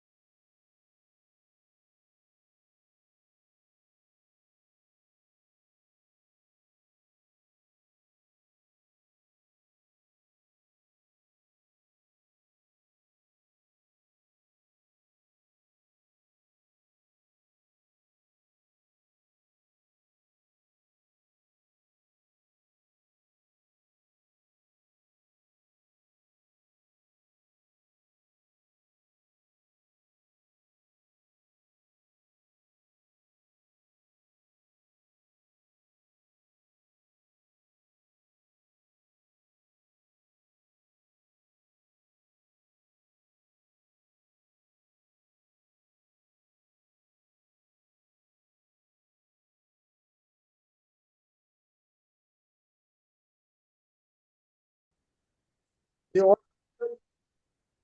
Old Testament leadership. Old Testament leadership. പഴയ നിയമത്തിലെ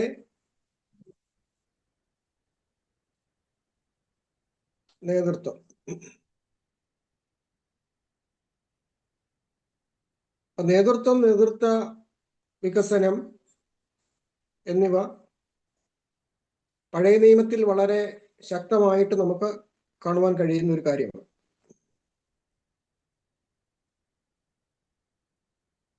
ഇസ്രായേലിൽ ലീഡേഴ്സ് എഴുന്നേൽക്കുന്നതിന് മുമ്പ്, അല്ലെങ്കിൽ മോശയുടെ കാലഘട്ടത്തിന് മുമ്പ്, ഇസ്രായേലിയരുടെ ഗോത്രങ്ങളിൽ ഗോത്ര തലവന്മാരായിരുന്നു അവരുടെ ലീഡേഴ്സ്. ഗോത്ര തലവന്മാർ, ഗോത്ര സംവിധാനമായിരുന്നു. ട്രൈബ്സ് ആണ്, ഓരോ ട്രൈബ്സിനും ഓരോ ലീഡറാണ്. ആ ട്രൈബ്സിന്റെ അല്ലെങ്കിൽ ഗോത്രങ്ങളുടെ ഒരു ഫെഡറേഷൻ ആയിരുന്നു ഇസ്രായേൽ. 12 ഗോത്രങ്ങളുടെ ഒരു ഫെഡറേഷൻ ആയിരുന്നു. അമേരിക്ക എന്ന് പറയുന്നത് 10-50 സ്റ്റേറ്റുകൾ അല്ലെ, സ്റ്റേറ്റുകളുടെ ഒരു ഫെഡറേഷനാണ്. ഇന്ത്യ എന്ന് പറയുന്നത് നമ്മുടെ സംസ്ഥാനങ്ങളുടെ ഒരു യൂണിയനാണ്. പല സംസ്ഥാനങ്ങളും പല സമയത്താണ് ഇന്ത്യൻ യൂണിയനിൽ ചേരുന്നത്. സ്വാതന്ത്ര്യം കിട്ടിയത് 47-ലാണ്. കേരളം ഇന്ത്യൻ യൂണിയനിൽ ചേരുന്നത് എന്നാണ്? ഐക്യ കേരളം ഇന്ത്യൻ യൂണിയൻ ചേരുന്നത് 56-ലാണ്. ചിന്തിച്ചിട്ടുണ്ടോ? 47 സ്വാതന്ത്ര്യം കിട്ടി ഇന്ത്യക്ക്. പക്ഷെ ഇന്ത്യയുടെ ഭാഗമായിട്ട് കേരളം അന്ന് ഇന്ത്യൻ യൂണിയനിൽ ചേർന്നിരുന്നില്ല. ഇന്ത്യൻ യൂണിയനിൽ ചേരാതെ തിരുവിതാംകൂർ രാജ്യം സ്വതന്ത്രമാകാൻ വേണ്ടിയുള്ള പരിശ്രമങ്ങളും സമരങ്ങളും ഒക്കെ നടന്നു. ഇപ്പൊ നാട്ടുരാജ്യങ്ങൾ പലതും അന്നും വിഘടിച്ച് നിൽക്കുകയായിരുന്നു. കൊച്ചി രാജ്യവും മലബാറും എല്ലാം വിഘടിച്ചിരിക്കുകയാണ്. ഇപ്പൊ തിരുവിതാംകൂർ ആയിരുന്നു അതിന്റെ ഒരു പ്രബലമായ ശക്തി എന്ന് പറയുന്നത്. അവസാനം തിരുവിതാംകൂർ രാജാവിന് ഇന്ത്യൻ യൂണിയനിൽ ചേരുന്നതിന്റെ രേഖയിൽ എഗ്രിമെന്റിൽ ഒപ്പിടേണ്ടി വന്നു. അങ്ങനെ 56-ലാണ് ഈ നാട്ടുരാജ്യങ്ങളെ എല്ലാം ഏകോപിപ്പിച്ച് തിരുവിതാംകൂറും കൊച്ചിയും ഒക്കെ ഇന്ത്യയുടെ ഭാഗമായിട്ട് മാറുന്നു. അതിനു മുമ്പ് ഇങ്ങനെ വിഘടിച്ച് നാട്ടുരാജ്യങ്ങളായിട്ട് നിൽക്കുകയായിരുന്നു. ഇന്ന് പറയുന്നത് പോലെ ഈ ഇസ്രായേല് ഗോത്രങ്ങളായിട്ട് നിൽക്കുകയാണ്. ആ ഗോത്രങ്ങളുടെ സംവിധാനത്തിലായിരുന്നു ഈ 12 ഗോത്രവും 10 ഗോത്രവുമായിട്ട് രണ്ടായിട്ട് പിരിഞ്ഞു പോയതൊക്കെ ശലോമോന്റെ കാലഘട്ടത്തിന് ശേഷം യെരോബെയാമിന്റെ കാലഘട്ടം നമുക്കറിയാം. പിരിഞ്ഞു പോകുന്നത് നമുക്കറിയാം. രഹബെയാമിന്റെയും യെരോബെയാമിന്റെയും നേതൃത്വത്തിലേക്ക് രണ്ടായിട്ട് തിരിഞ്ഞു പോകുന്നു. അത് കർത്താവായ യേശുക്രിസ്തുവിന്റെ കാലഘട്ടം വരെയും അവരങ്ങനെ തന്നെ, ഇപ്പോഴും അങ്ങനെ തന്നെയാണ്. യുണൈറ്റഡ് ആയിട്ടുള്ള ഒരു ഒരു ഒരു ഇസ്രായേൽ ഇതുവരെ ഉണ്ടായിട്ടില്ല. ഈ 12 ഗോത്രങ്ങളും കൂടെ ഒരുമിച്ച് വരുന്ന ഒരു സംവിധാനം ഉണ്ടായിരുന്നു. ഇപ്പൊ ഗോത്രപിതാക്കന്മാർക്ക് മുമ്പ് കുടുംബത്തലവന്മാരായിരുന്നു ലീഡേഴ്സ്. ഇയ്യോബ് പുരോഹിതനല്ലെങ്കിലും പുരോഹിതനും നേതാവുമായിരുന്നു. ഇയ്യോബ് തന്റെ മക്കൾക്ക് വേണ്ടി യാഗം അർപ്പിച്ചിരുന്നു. നോഹ യാഗം അർപ്പിച്ചിരുന്നു. അപ്പം ഗോത്രത്തലവന്മാരുടെ കുടുംബത്തലവന്മാരുടെ നേതൃത്വത്തിലുള്ള ഒരു സാമൂഹിക സംവിധാനമായിരുന്നു പഴയ നിയമ കാലഘട്ടത്തിലുണ്ട്. അത് ന്യായപ്രമാണ കാലഘട്ടത്തിലേക്ക് വന്നപ്പോൾ, മോശയുടെ കാലഘട്ടത്തിലേക്ക് വന്നപ്പോൾ, ഇസ്രായേലിന്റെ ആ പുറപ്പാടിന് ശേഷം, വിടുതലിന് ശേഷമുള്ള സമയത്ത് രാഷ്ട്രത്തിന്റെ ഒരു നേതൃത്വത്തിലേക്ക് വരുന്ന ആദ്യത്തെ വ്യക്തിയാണ് മോശ. അപ്പൊ നമ്മൾ നേരത്തെ പഠിച്ച ആ ഒരു ഭാഗത്ത് ഇത്രവുമായിട്ടുള്ള ആ ഒരു ഇടപാടിൽ നമ്മൾ കണ്ട ഒരു കാര്യം, മോശയുടെ ലീഡർഷിപ്പ് എന്ന് പറയുന്നത് സിംഗിൾ ലീഡർഷിപ്പായിരുന്നു. മറ്റുള്ള സഹായികളൊക്കെ തനിക്കുണ്ടെങ്കിലും താൻ ഒരു അനിഷേധ്യനായ അജയ്യനായ ഒരു നേതാവായിട്ട് അവരെ നയിക്കുകയും എല്ലാം ചെയ്യുകയും. പക്ഷെ ഇത്രവും പറഞ്ഞു കൊടുത്തു, നീ തന്നെ ഇങ്ങനെ കാര്യങ്ങൾ ചെയ്താൽ നീ ക്ഷീണിച്ചു പോകും, ഇപ്പോൾ തന്നെ ക്ഷീണിതനാണ്. അതുകൊണ്ട് ദൈവാത്മാവുള്ള, കഴിവുള്ള, നൈപുണ്യമുള്ള 70 പേരെ നീ തിരഞ്ഞെടുത്തിട്ട് അവരെ 1000 പേർക്ക് 10,000 പേർക്ക് എന്നുള്ള നിലയിൽ എന്ത് ചെയ്യുക, അധിപതികളാക്കി വെക്കുക. ഈ ഇത്രോവിന്റെ ഈ ഒരു മോശയോടുള്ള ഉപദേശം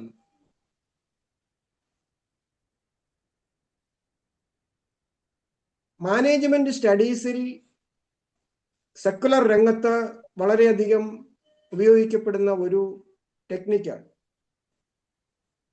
അതായത് സെൻട്രലൈസ്ഡ് ആയിട്ടിരുന്ന ഒരു അതോറിറ്റി ആയിരുന്നു മോശയിലുണ്ടായിരുന്നത്. ആ സെൻട്രലൈസ്ഡ് അതോറിറ്റിയെ കാര്യനിർവഹണത്തിന് വേണ്ടി, കാര്യങ്ങൾ എക്സിക്യൂട്ട് ചെയ്യുവാനുള്ള ലളിതമായ കാര്യങ്ങൾ കൈകാര്യം ചെയ്യുന്നതിന് വേണ്ടി ഇത്രോ പറഞ്ഞു കൊടുത്ത ഒരു തത്വമാണ് ഇത്രോസ് മെത്തേഡ് എന്നാണ് അതിനെക്കുറിച്ച് പറയുന്നത്. ഇത്രോസ് മെത്തേഡ് എന്തായിരുന്നു? അതോറിറ്റി ഡീസെൻട്രലൈസ് ചെയ്യുക. അപ്പൊ ഡീസെൻട്രലൈസേഷൻ എന്ന് പറയുന്ന ഒരു മാനേജ്മെന്റ് പ്രിൻസിപ്പിൾ വേദപുസ്തകത്തിൽ നിന്നുള്ളതാണ്. എല്ലാ അധികാരങ്ങളും ഒരു വ്യക്തിയിൽ കേന്ദ്രീകരിക്കാതെ ആ ഒരു വ്യക്തിയുടെ നേതൃത്വത്തിൽ അതോറിറ്റിയും റെസ്പോൺസിബിലിറ്റിയും കഴിവുള്ള മറ്റാളുകളുടെ മേൽ ഫലമേൽപ്പിക്കുക. ഇതിനെയാണ് ഡെലിഗേഷൻ എന്ന് പറയുന്നത്. ഫലമേൽപ്പിക്കൽ. മറ്റ് ലീഡേഴ്സിനെ ഫലമേൽപ്പിക്കുക, മറ്റ് ലീഡേഴ്സിനെ വളർത്തിയെടുക്കുക. അങ്ങനെ വന്നപ്പോൾ മോശയ്ക്ക് എല്ലാ കാര്യങ്ങളും കൈകാര്യം ചെയ്യേണ്ട ആവശ്യമില്ല. ഈ ലീഡേഴ്സിന് കൈകാര്യം ചെയ്യുവാൻ കഴിയാത്ത വസ്തുതകൾ മോശയുടെ കൊണ്ടുവന്നാൽ മതി. ഈ 70 ലീഡേഴ്സ്, മോശ തിരഞ്ഞെടുത്ത 70 ലീഡേഴ്സ് ഇസ്രായേലിന്റെ എല്ലാ കാലത്തും പിന്നീട് ഉണ്ടായിരുന്നു.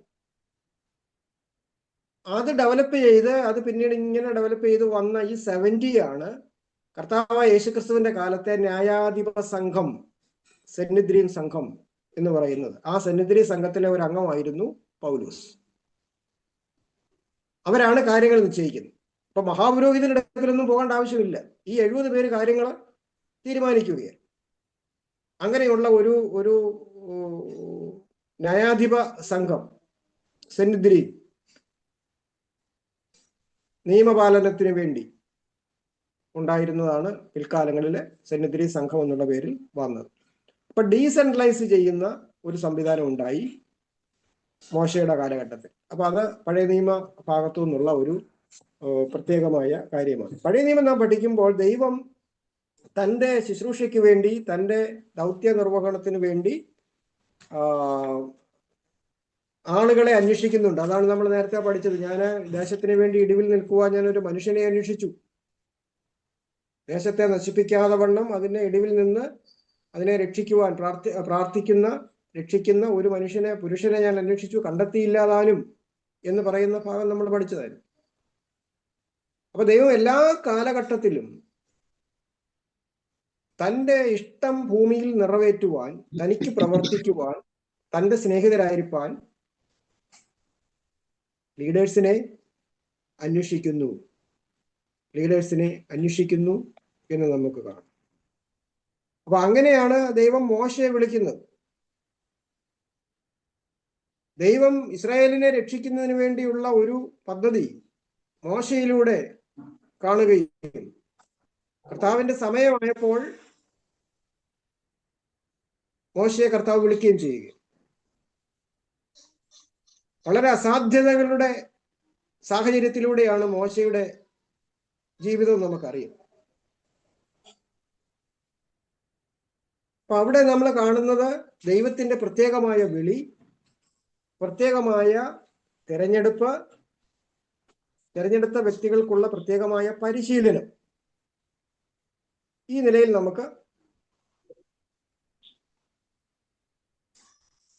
പഴയ നിയമ ഭാഗത്തെ നമുക്ക് കാണുവാൻ കഴിയും.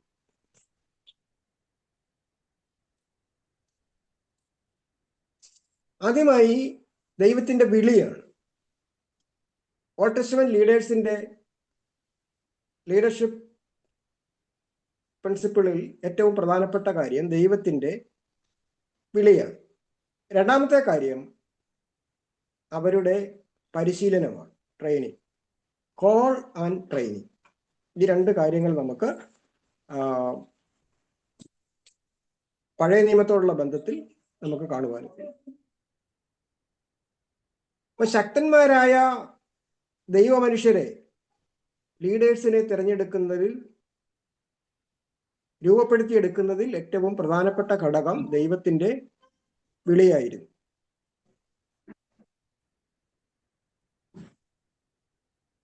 അപ്പൊ ദൈവത്തിന്റെ വിളി ലഭിക്കാത്ത ഒരു ലീഡറും പഴയ നിയമത്തിലില്ല. ദൈവം വിളിച്ചിട്ടില്ലാത്ത ഒരു ലീഡറും പഴയ നിയമത്തിൽ ഇല്ല. അപ്പം അവരെ നമ്മൾ കാണുന്നത് എങ്ങനെയാണ്? അധ്യക്ഷന്മാരായിട്ടുള്ള, ലീഡേഴ്സായിട്ടുള്ള ആളുകളെ കാണുന്നത് ഏതെല്ലാം കാറ്റഗറിയിലാണ്? പുരോഹിതന്മാരായിട്ട് കാണാം, പ്രവാചകന്മാരായിട്ട് കാണാം, രാജാക്കന്മാരായിട്ട് കാണാം.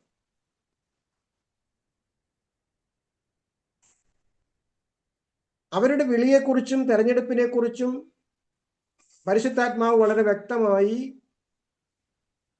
രേഖപ്പെടുത്തിയിട്ടുണ്ട്. മോശയുടെ വിളിയെക്കുറിച്ച് പുറപ്പാട് പുസ്തകം 3-ാം അധ്യായത്തിലും, ഗിദെയോനെ പോലുള്ളവരുടെ വിളിയെക്കുറിച്ച് ന്യായാധിപന്മാരുടെ പുസ്തകം 6-ാം അധ്യായത്തിലും, പിന്നീട് ആമോസിനെ കുറിച്ച്, യിരെമ്യാവിനെ കുറിച്ച്, യെശയ്യാവിനെ കുറിച്ച്, യെഹെസ്കേലിനെ കുറിച്ചൊക്കെയുള്ള ഭാഗങ്ങൾ നമുക്ക് അവരുടെ തന്നെ എഴുത്തുകളിൽ അവരെ ദൈവം വിളിച്ച വിധങ്ങളെക്കുറിച്ച് നമുക്ക് കാണുവാൻ കഴിയും. അപ്പൊ ദൈവത്തിന്റെ വിളി പഴയ നിയമത്തിൽ നിന്ന് പുതിയ നിയമത്തിലേക്ക് വരുമ്പോൾ പൗലോസിന്റെ വിളിയെക്കുറിച്ച് നമുക്ക് കാണാം. ശിഷ്യന്മാരെ വിളിച്ച് താനാക്കുന്നതായിട്ട് കാണാം. ചരിത്രത്തിലേക്ക് വരുമ്പോൾ ധാരാളം ആളുകളെ, ഇപ്പൊ മാർട്ടിൻ ലൂതറിന് മുതലാണ് നമ്മുടെ ഈ പ്രൊട്ടസ്റ്റന്റ് ഹിസ്റ്ററിയുടെ നമ്മൾ മാർക്ക് ചെയ്യുന്നത് അവിടെ മുതലാണ്. അപ്പൊ അതിനു മുമ്പുള്ള കാലഘട്ടത്തെ നമ്മൾ അധികം പരിഗണിക്കാറില്ല. കാരണം അത് കുറച്ച് പാരമ്പര്യങ്ങളും ആചാരങ്ങളും ഒക്കെ ആയിട്ട് പോയിട്ടുള്ള ഒരു കാലഘട്ടമായിരുന്നത് കൊണ്ട് നാം ആ ഭാഗത്തെ അധികം പരിഗണിക്കാറില്ല. അപ്പൊ മാർട്ടിൻ ലൂതറിനെ ദൈവം വിളിക്കുന്നത് തന്നെ ദൈവത്തിന്റെ ആ ഒരു പ്രത്യേകമായ വെളിപ്പാടോടുകൂടിയാണ്. വചനത്തിന്റെ വലിയ വെളിപ്പാട് കൊടുത്തുകൊണ്ട് മാർട്ടിൻ ലൂതറിനെ ദൈവം എഴുന്നേൽപ്പിക്കുകയാണ്. കത്തോലിക്കാ സഭയിൽ ഉണ്ടായിരുന്ന അനാചാരങ്ങളെയും പാപമോചന ചീട്ടിന്റെ വിൽപ്പനയെയും ദണ്ഡവിമോചനത്തിന്റെ കാര്യങ്ങളെയും ഒക്കെ കണ്ടുകൊണ്ട് റോമാലേഖനം വായിച്ച് പരിശുദ്ധാത്മാവിനാൽ വിശ്വാസത്താലുള്ള നീതീകരണമെന്നുള്ള ഉപദേശ വെളിപ്പാട് ലഭിച്ച അദ്ദേഹത്തിന് അടങ്ങിയിരിക്കാൻ കഴിഞ്ഞില്ല. അദ്ദേഹം ഒരു വലിയ ശക്തിയോട്, ഒരു സാമ്രാജ്യ ശക്തി എന്ന് പറയുന്നതിനേക്കാൾ വലിയൊരു ശക്തിയായിരുന്നു അന്ന് കത്തോലിക്കാ സഭ. അതിനെതിരെ പോരാടുക എന്ന് പറയുന്നത് നമുക്ക് ചിന്തിക്കാൻ പോലും കഴിയില്ല. സാധാരണക്കാരനായ ഒരു പട്ടക്കാരൻ മാർപ്പാപ്പായ്ക്കെതിരെയും കത്തോലിക്കാ സഭയ്ക്കെതിരെയും 95 കുറ്റസംഗതികൾ എഴുതി ബസിലിക്കായുടെ ഭിത്തിയിൽ ഒട്ടിക്കുക എന്ന് പറയുന്നത് ജീവിതം നഷ്ടപ്പെട്ടു പോകുന്ന കാര്യമാണ്. പക്ഷെ ആ ഒരു പ്രവൃത്തിയോടുകൂടി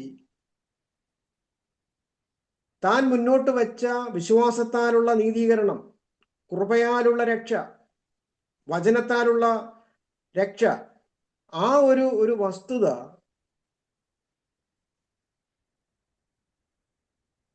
ലോകത്തിന്റെ വിവിധ ഭാഗങ്ങളിൽ ചർച്ചാ വിഷയമായി.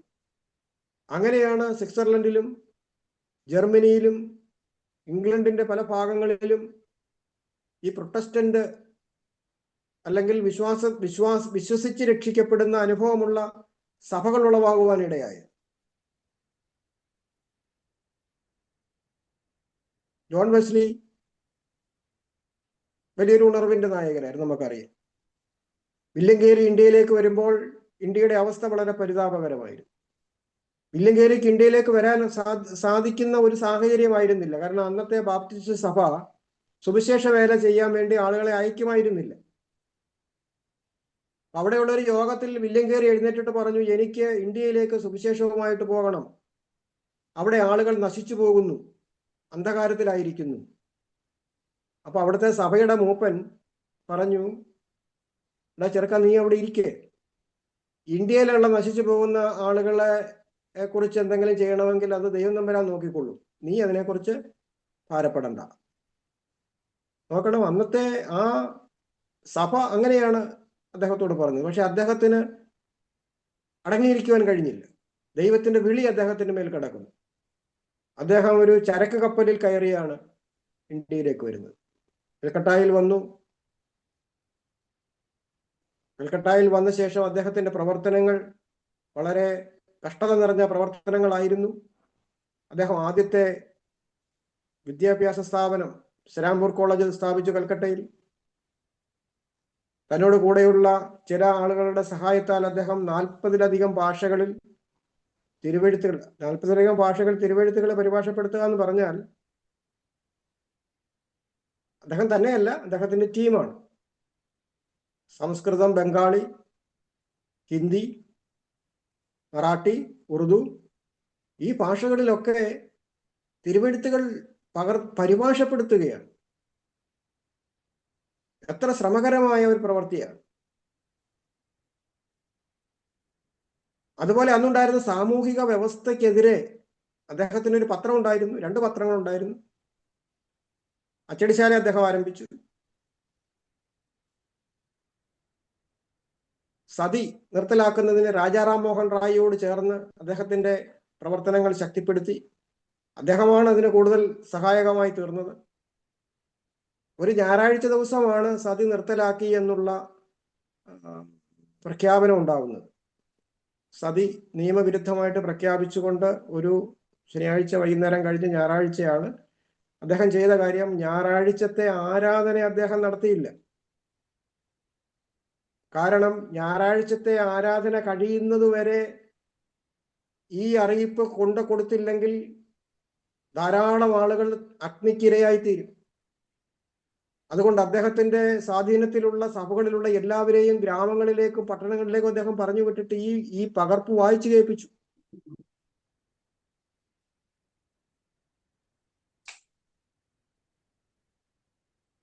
ഹഡ്സൺ ടൈലർ, സാധു സുന്ദർ സിംഗ്, പണ്ഡിത രമാഭായ്, എമി കാർമൈക്കിൾ, ഐഡാസ്കഡർ,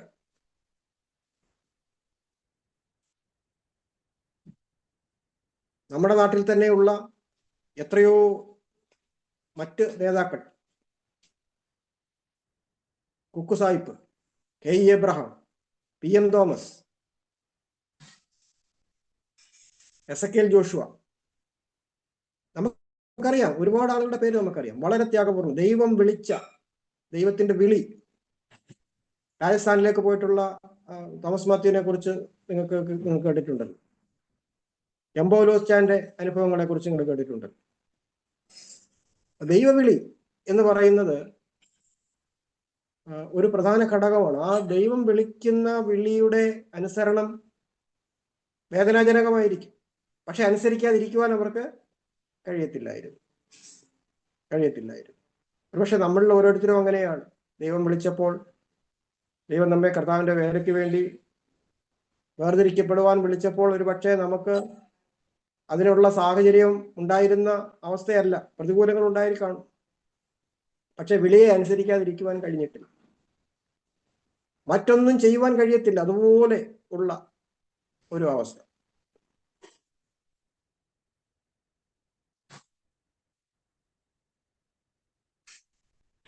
അപ്പൊ ദൈവവിളി ലഭിക്കുന്ന ആളുകളാണ് ലീഡേഴ്സ് ആയിട്ട് വരുന്നത്.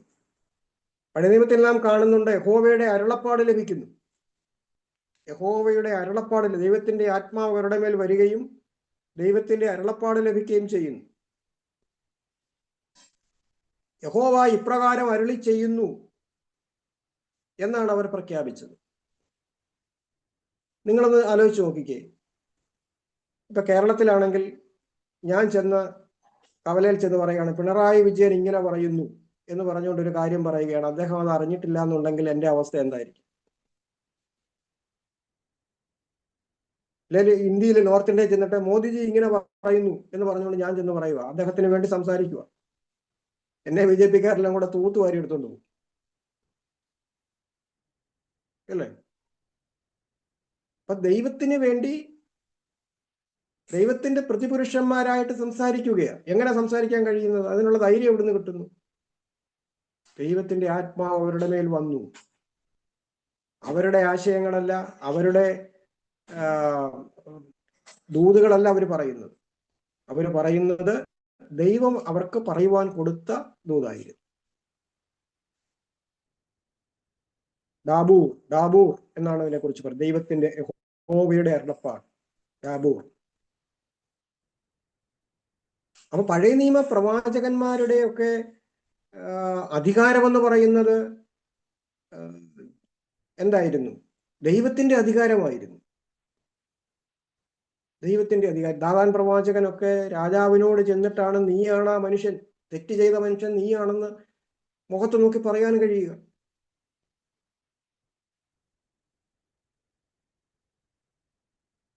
യശയ്യാവിന്റെയും യിരെമ്യാവിന്റെയും ഒക്കെ എസക്കേലിന്റെയും ഒക്കെ പ്രവചനങ്ങൾ വായിച്ചു നോക്ക്. ജനത്തിന്റെ നായകന്മാരെ അവർ തെറ്റിപ്പോയപ്പോൾ അവരെ കറക്റ്റ് ചെയ്യുവാൻ തിരുത്തൽ ശക്തികളായിട്ട് ദൈവത്തിന്റെ ദൂത് അറിയിക്കുക, ഇസ്രായേലിനോടും യഹൂദയോടും ഒക്കെ. അവർക്ക് കാര്യങ്ങൾ അറിയാമായിരുന്നു. ദൈവം അവർക്ക് വെളിപ്പെടുത്തി കൊടുത്തു.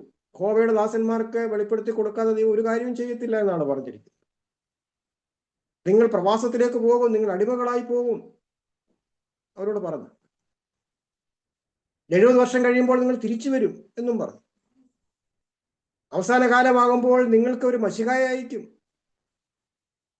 ഏലിയാവിന്റെ ആത്മാവോടുകൂടി ഒരുവനെ അയക്കും. ഉദയസൂര്യൻ പ്രത്യക്ഷപ്പെടും. ഇതെല്ലാം കൃത്യമായിട്ട് ദൈവത്തിന്റെ പദ്ധതികളെ ദൈവം അവർക്ക് വെളിപ്പെടുത്തി കൊടുത്തു. അപ്പം ദൈവം വിളിക്കുന്ന വ്യക്തികളിൽ ദൈവം തന്റെ ആത്മാവിനെ അയക്കുകയും ദൈവം തന്റെ ദൂത് പരമേൽപ്പിക്കുകയും തന്റെ ശുശ്രൂഷ നിവർത്തിക്കുകയും ചെയ്യുന്നതാണ് നാം പഴയ നിയമത്തിൽ കാണുവാൻ കഴിയുന്നത്. ഡേവിഡ് വാട്സൺ എന്ന് പറയുന്ന വ്യക്തി പറയുന്നു, ഒരു പ്രവാചകൻ മറ്റെന്തിനേക്കാളും ഉപരി ദൈവശബ്ദം കേൾക്കുവാനാണ് പഠിക്കേണ്ടത്. പ്രവാചകൻ എന്ന് പറയുന്നത് പഴയ നിയമത്തിന്റെ പശ്ചാത്തലത്തിൽ നമ്മൾ പറയുന്നു, ഒരു ദൈവത്തിന്റെ ദാസൻ, ഒരു ലീഡർ മറ്റെന്തിനേക്കാളും ദൈവശബ്ദം കേൾക്കുവാനാണ് പഠിക്കേണ്ടത്. ദൈവശബ്ദം കേൾക്കണം, ദൈവശബ്ദം തിരിച്ചറിയണം. അത് ദൈവത്തിന്റെ ശബ്ദമാണെന്ന് തിരിച്ചറിയുവാൻ കഴിയണം. അത് മാത്രമല്ല, ദൈവത്തിൽ നിന്നുള്ള ദൂത് ജനത്തിന് കൊടുക്കുവാനും കഴിയണം.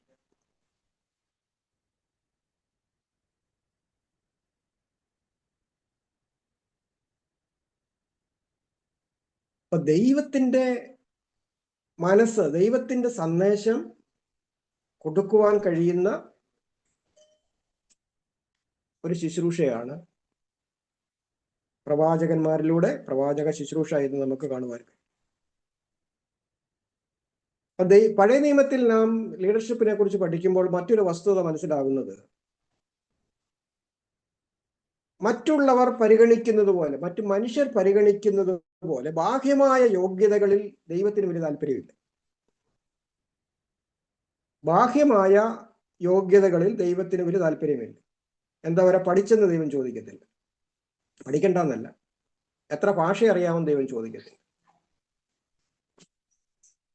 വീട്ടിൽ എന്തൊക്കെ ആസ്തി ഉണ്ടെന്ന് ദൈവം ചോദിക്കത്തില്ല. അതുകൊണ്ടാണ് ദൈവം ശമൂവേലിനോട് പറഞ്ഞത്, അവന്റെ നീളമോ പൊക്കമോ ഒന്നും നോക്കണ്ട, ഞാൻ അവനെ തള്ളിക്കളഞ്ഞിരിക്കുന്നു. എല്ലാവരാലും ഉപേക്ഷിക്കപ്പെട്ട ദാവീദിനെ വരുത്തി അവനെ അഭിഷേകം ചെയ്തിട്ടാണ് ആ ശുശ്രൂഷ അവസാനിക്കുന്നത്. അപ്പൊ ലോകം നോക്കുമ്പം ദാവീദിന് അങ്ങനെയുള്ള ഒരു യോഗ്യതയുമില്ല. ഒരു പട്ടാളക്കാരൻ പോലും അല്ല. മറ്റേ പട്ടാളക്കാരാണ്, മറ്റേ പിള്ളേരല്ല. പക്ഷേ ദൈവം പ്രത്യേകമായ നിയോഗം കൊടുക്കുന്നതായിട്ട് നമുക്ക് കാണുവാൻ കഴിയും. അവിടുത്തെ പ്രത്യേകത, ദൈവം ഹൃദയങ്ങളെ ശോധന ചെയ്യുന്നു, ഹൃദയങ്ങളെ നോക്കുന്നു. ദൈവത്തിന് വേണ്ടി സമ്പൂർണമായി സമർപ്പിക്കുന്ന ഒരുവനെയാണ് ദൈവത്തിന് ആവശ്യം. അതാണ് പഴയ നിയമ ലീഡർഷിപ്പിൽ നമ്മൾ കാണുന്നത്. ദൈവത്തിന് വേണ്ടി സമർപ്പിക്കുന്ന ഒരു ലീഡറിനെയാണ് ദൈവം നോക്കുന്നത്. അപ്പൊ മോശയെ നമുക്കറിയാമല്ലോ, നമ്മൾ മുമ്പേ കണ്ടതാണ്. മോശ പല ഒഴികഴിവുകൾ പറഞ്ഞു. മോശയോട് പറഞ്ഞു, നീ ഫറവോന്റെ അടുക്കൽ പോയി എന്റെ ജനത്തെ വിടുവിക്കണം. മോശ പറഞ്ഞു, കർത്താവേ, ഞാൻ അവിടെ ആയിരുന്നു, പക്ഷെ ഞാനൊരു പ്രത്യേക സാഹചര്യത്തിലാണ് ഓടിപ്പോകുന്നത്. ഞാനിപ്പോൾ ഒന്നുമല്ല, ഞാനിപ്പോൾ ആരുമല്ല, ഞാൻ യോഗ്യനല്ല. കർത്താവ് പറഞ്ഞു, ഇതാണ് നിന്റെ യോഗ്യത, ഞാൻ നിന്നോട് കൂടെ ഇരിക്കും. ഇപ്പോഴും പറഞ്ഞു, എനിക്ക് സംസാരിക്കാനൊന്നും അറിയത്തില്ല, ഞാൻ അവിടെ പഠിച്ചതൊക്കെ ആണെങ്കിൽ ഇപ്പോൾ ഞാൻ വിക്കനാണ്, എനിക്ക് സംസാരിക്കാനൊക്കെ തരും. നിനക്ക് സംസാരിക്കാനുള്ളത് നിന്റെ നാവിൽ തരും. നിനക്ക് അഥവാ ഇനി ബുദ്ധിമുട്ടുണ്ടെങ്കിൽ നിന്റെ സഹോദരനെ കൂടെ ഞാൻ കൂടെ വിടാം. അപ്പൊ നോക്കട്ടെ, നമ്മുടെ ഇന്നബിലിറ്റിയിൽ ദൈവം സഹായകനാവുക. അപ്പൊ കർത്താവെ, എനിക്ക് പ്രാർത്ഥിക്കാൻ അറിയത്തില്ല, എനിക്ക് ട്രാക്ട് കൊടുക്കാൻ അറിയത്തില്ല, എനിക്ക് പേടിയാണ്, എനിക്ക് പ്രസംഗിക്കാൻ അറിയത്തില്ല എന്നൊക്കെ നമ്മളിങ്ങനെ പറയുമ്പം ദൈവം പറയുകയാണ്, ഞാൻ നിന്നെ സഹായിക്കാം. ശുശ്രൂഷകളിൽ, സേവനങ്ങളിൽ, പ്രവർത്തനങ്ങളിൽ കർത്താവിന്റെ വിളിയുള്ളവരെ കർത്താവ് സഹായിക്കുകയും അവരെ യോഗ്യരാക്കി തീർക്കുകയും ചെയ്യും. പരിപൂർണമായി അവരെ യോഗ്യരാക്കി തീർക്കുകയും ചെയ്യും. അപ്പൊ ദൈവവിളിയുള്ള ആളുകൾ ഒഴിഞ്ഞു മാറാൻ ശ്രമിക്കരുത്. ഒരു ശുശ്രൂഷയിൽ നിന്നും ഒഴിഞ്ഞു മാറാൻ ശ്രമിക്കരുത്. ദൈവം ഒരു നിയോഗം തന്നാൽ, ഒരു ആത്മപ്രേരണ തന്നാൽ, ആ ശുശ്രൂഷയ്ക്ക് വേണ്ടി ദൈവം നമ്മെ തീർച്ചയായിട്ടും ഉപയോഗിക്കും. സംശയത്തോടെയല്ല. ഒരു രോഗിക്ക് വേണ്ടി പ്രാർത്ഥിക്കുമ്പോൾ ആ രോഗിക്ക് കർത്താവ് സൗഖ്യം കൊടുക്കുമെന്ന് പൂർണ്ണമായി വിശ്വസിച്ചുകൊണ്ട് പ്രാർത്ഥിക്കൂ.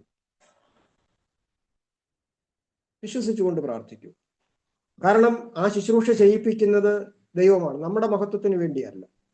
ദൈവത്തിന്റെ പ്രവൃത്തി വെളിപ്പെടുവാൻ വേണ്ടിയാണ് ഒരു രോഗിക്ക് വേണ്ടി പ്രാർത്ഥിക്കുവാൻ ദൈവം നമ്മെ ഒരു സ്ഥലത്തോട്ട് അയക്കുന്നത്. നമുക്കറിയാം, നിങ്ങൾക്കൊക്കെ ഒരുപാട് അനുഭവങ്ങളുണ്ട്. ഈ ഒരു രീതിയിലുള്ള ഒരുപാട് അനുഭവങ്ങളിലൂടെ ജീവിക്കുന്നവരാണെന്ന് എനിക്കറിയാം. രണ്ടാമതായിട്ടുള്ള പ്രധാനപ്പെട്ട കാര്യം, വിളി പോലെ തന്നെ പ്രധാനമാണ്. വിളിച്ച നേതാവിനെ ദൈവം പരിശീലനം നൽകി നേതൃത്വത്തിൽ വളർത്തിയെടുക്കുന്നു, അവന്റെ ആത്മിക സ്വഭാവത്തെ വികസിപ്പിച്ചെടുക്കുന്നു.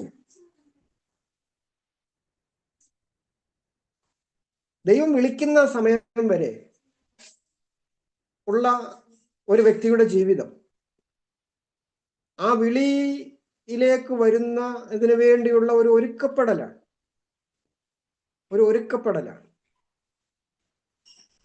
അപ്പൊ ദൈവം ഒരു വ്യക്തിയെ തൻ്റെ ശുശ്രൂഷയ്ക്ക് വേണ്ടി നേതാവായിട്ട് കണ്ടിട്ടുണ്ടെങ്കിൽ അവന്റെ പാസ്റ്റ് ലൈഫ് എന്ന് പറയുന്നത് അത്ര ഡിസൈറബിൾ അല്ലെങ്കിലും അവൻ കടന്നു പോകുന്ന എല്ലാ സാഹചര്യങ്ങളും അവനെ ഈ ഒരു ലീഡർഷിപ്പിലേക്ക് ഒരുക്കിയെടുക്കുന്നത്. ഒരുപക്ഷെ നിങ്ങളുടെയൊക്കെ ജീവിതത്തിൽ നിങ്ങൾ എന്തിനു വേണ്ടിയാണ് പല കാര്യങ്ങളും പഠിച്ചതെന്ന് ഒരു പക്ഷേ നിങ്ങൾ ഓർക്കും. എന്തിനാണ് ഞാൻ ഇന്ന കാര്യം ചെയ്തത്, ഇന്ന കാര്യത്തിലൂടെ ഞാൻ കടന്നുപോയത് എന്തുകൊണ്ടാണ്, ഇന്ന പ്രയാസം എനിക്കുണ്ടായത് എന്തുകൊണ്ടാണ്. പക്ഷെ ഇപ്പോൾ മനസ്സിലാവും, ദൈവം എന്നെ ഈ ഒരു വിളിയിലേക്ക്, ഈ ഒരു നിയോഗത്തിലേക്ക് ഒരുക്കിയെടുക്കുകയായിരുന്നു എന്ന് മനസ്സിലാവും. അപ്പം മോശയുടെ ജീവിതത്തിൽ അത് തന്നെയാണ്. മോശയെ ദൈവം അവിടെ നിന്ന് വിടുവിച്ചു. അവിടെ എല്ലാ കുഞ്ഞുങ്ങളും മരിക്കാനുള്ള സാഹചര്യം ഉണ്ടായപ്പോൾ അവനെ അത്ഭുതകരമായി രക്ഷിച്ചു. അവനെ അത്ഭുതകരമായി ഫറവോന്റെ കൊട്ടാരത്തിൽ വളർത്തി. അവിടുന്ന് അന്നേരം അവനെ ദൈവത്തിന് ഉപയോഗിക്കാൻ കഴിയാഞ്ഞത് കൊണ്ട് പ്രത്യേകമായൊരു സാഹചര്യത്തിൽ അവനെ മരുഭൂമിയിൽ ദൈവം പരിശീലിപ്പിച്ചു. അപ്പൊ മോശയ്ക്ക് അറിയത്തില്ല, ഞാൻ എന്തിനാണ് ഈ മരുഭൂമിയിൽ ഇങ്ങനെ അലഞ്ഞു കിടക്കുന്നത്, എൻ്റെ ജീവിതം ഇവിടം കൊണ്ട് അവസാനിക്കുമെന്നായിരിക്കും മോശ ചിന്തിക്കുന്നത്. കാരണം ഇനിയും ഇസ്രായേലിലേക്ക് ഒരു തിരിച്ചുപോക്ക് പറ്റത്തില്ല. അപ്പൊ മോശ മറന്നുപോയി, മോശ എന്തിനാണ് ദൈവം ജീവൻ നൽകി ഫറവോന്റെ കൊട്ടാരത്തിൽ വളർത്തിയതെന്നുള്ളതൊക്കെ മോശ മറന്നു. മോശ ഇപ്പൊ ആടിനെ മേച്ചിട്ട് നടക്കുമ്പോൾ മോശ സാധാരണ ആടുകളെ മേയ്ക്കുന്നിടത്ത് നിന്നും, എനിക്ക് വന്ന ഒരു ആളിനോട് സംശയം ചോദിച്ചപ്പോൾ ഞാനത് 3 ദിവസം എങ്ങാണ്ട് യാത്ര ചെയ്ത് പോകേണ്ട ഒരു സ്ഥലമാണ്. ഈ ആടിനെയും കൊണ്ട് അദ്ദേഹം അത്രയും ദൂരം യാത്ര ചെയ്താണ് ഈ മുൾപ്പടർപ്പ് കത്തുന്ന ആ ഭാഗത്തേക്ക് വന്നത്. കാരണം അത്രമാത്രം ഐസൊലേറ്റ് ചെയ്ത് അദ്ദേഹം നടന്നു വന്നു. ആ സമയത്താണ് ദൈവത്തിന്റെ വിളി ഉണ്ടാകുന്നത്. അപ്പൊ ആ വിളി ഉണ്ടാകുന്ന സമയം വരെയുള്ള ഘട്ടം എന്ന് പറയുന്നത് ദൈവം അവനെ ആ വിളിക്ക് വേണ്ടി എന്ത് ചെയ്യായിരുന്നു? ഒരുക്കിയെടുക്കുകയായിരുന്നു. ഈ മിസ്രൈമിൽ വെച്ചാണ് ദൈവം മോശയെ വിളിക്കുന്നതിരിക്കട്ടെ, കൊട്ടാരത്തിൽ വെച്ച്. മോശെ, നീ എൻ്റെ ജനത്തെ വിടുവിക്കാന്ന് പറഞ്ഞാൽ മോശ കുറച്ച് പട്ടാളക്കാരെ എല്ലാം ഇങ്ങോട്ട് വിളിച്ച് എന്ത് ചെയ്യും? തൻ്റെ ആ സ്വാധീനം ഉപയോഗിച്ച് ചിലപ്പം ഫറവോനെ കൊല്ലും. അതിനുശേഷം മറ്റു പല പ്രശ്നങ്ങളോടെ ഉണ്ടാക്കും. അവസാനം ഇസ്രായേൽ മക്കള് കാരണം തൻ്റെ സ്വഭാവം അങ്ങനെയായിരുന്നു, ഒറ്റയടിക്ക് കൊല്ലാനൊക്കെയുള്ള കഴിവും പ്രാപ്തിയൊക്കെ ഉണ്ടായിരുന്നെന്നാണ് നമ്മൾ വായിക്കുന്നത്. അപ്പൊ തൻ്റെ കഴിവിൽ ആശ്രയിച്ചുകൊണ്ട് താൻ എന്ത് ചെയ്യും? ഇസ്രായേൽ മക്കളെ വിടുവിക്കാൻ നോക്കും. ഇസ്രായേൽ മക്കളെ വിടുവിക്കാൻ നടക്കത്തുമില്ല. പക്ഷെ ഇപ്പം ദൈവം മോശയെ വിളിക്കുമ്പോൾ മോശ പറയുന്നു, കർത്താവേ, ഞാൻ യോഗ്യനേ അല്ല എന്ന് പറഞ്ഞാൽ എനിക്കതിന് കഴിവില്ല, എനിക്ക് നിന്റെ കഴിവ് ആവശ്യമാണെന്ന് സമർപ്പിക്കുക. ആ ഒരു സാഹചര്യത്തിലേക്ക് അവനെ കൊണ്ടുവന്നതായിരുന്നു പിമ്പിലുണ്ടായിരുന്ന 40 വർഷങ്ങൾ. അത് മോശയ്ക്ക് ഇപ്പോൾ തിരിച്ചറിയാൻ കഴിയുന്നത് തന്നെ ദൈവം വിളിക്കുമ്പോഴാണ്. തൻ്റെ എല്ലാ അനുഭവങ്ങളും തന്നെ ഈ ഒരു അനുഭവത്തിലേക്ക് കൊണ്ടുവന്നു. ഒരു ദൈവത്തിന്റെ ദാസനായിട്ട്, സമർപ്പണമുള്ളവനായിട്ട്, സഹിഷ്ണുതയുള്ളവനായിട്ട്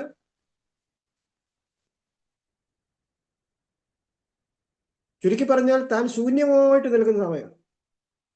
ശൂന്യമായി.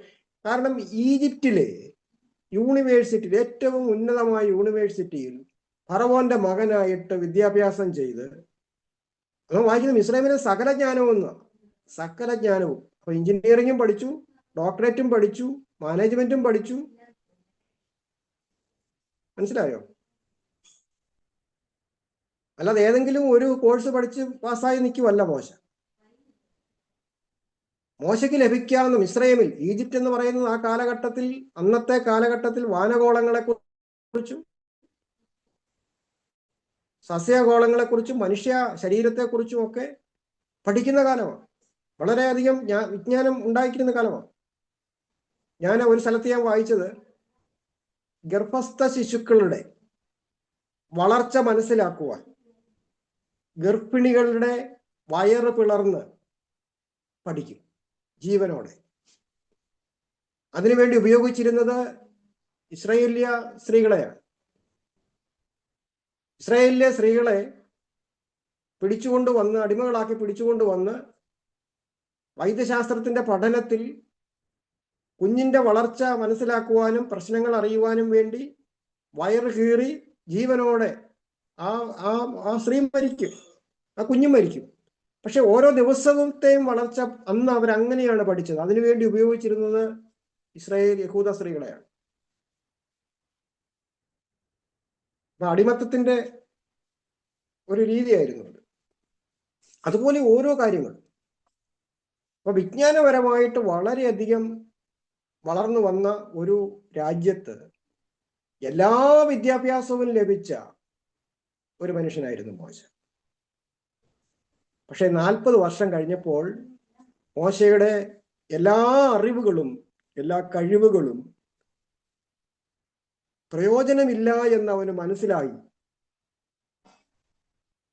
ഞാൻ എന്തുള്ളൂ കർത്താവേ എന്ന് ചോദിച്ച് സമർപ്പിച്ചപ്പോൾ ദൈവം തന്റെ ആത്മാവിനാൽ അവനെ ശക്തീകരിച്ചു. ദൈവം അവനോട് കൂടെ ഇരിക്കും എന്ന് അവന് വാഗ്ദാനം ചെയ്തു. ദൈവത്തിന്റെ വിളി, പരിശീലനം അങ്ങനെയായിരുന്നു എന്ന് നമുക്ക് കാണുവാൻ കഴിയും.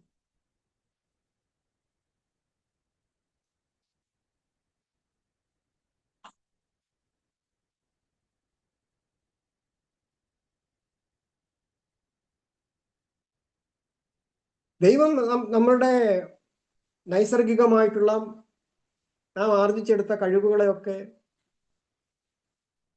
അത് പലപ്പോഴും ഫലപ്രദമല്ലെന്ന് പറഞ്ഞാലും ദൈവം അതിനെ എന്ത് ചെയ്യുന്നുണ്ട്? അംഗീകരിക്കുന്നുണ്ട്. ദൈവം അതിനെ അംഗീകരിക്കുന്നു. അതിനെ ഒന്നും കൂടെ രൂപാന്തരപ്പെടുത്തിയെടുക്കും.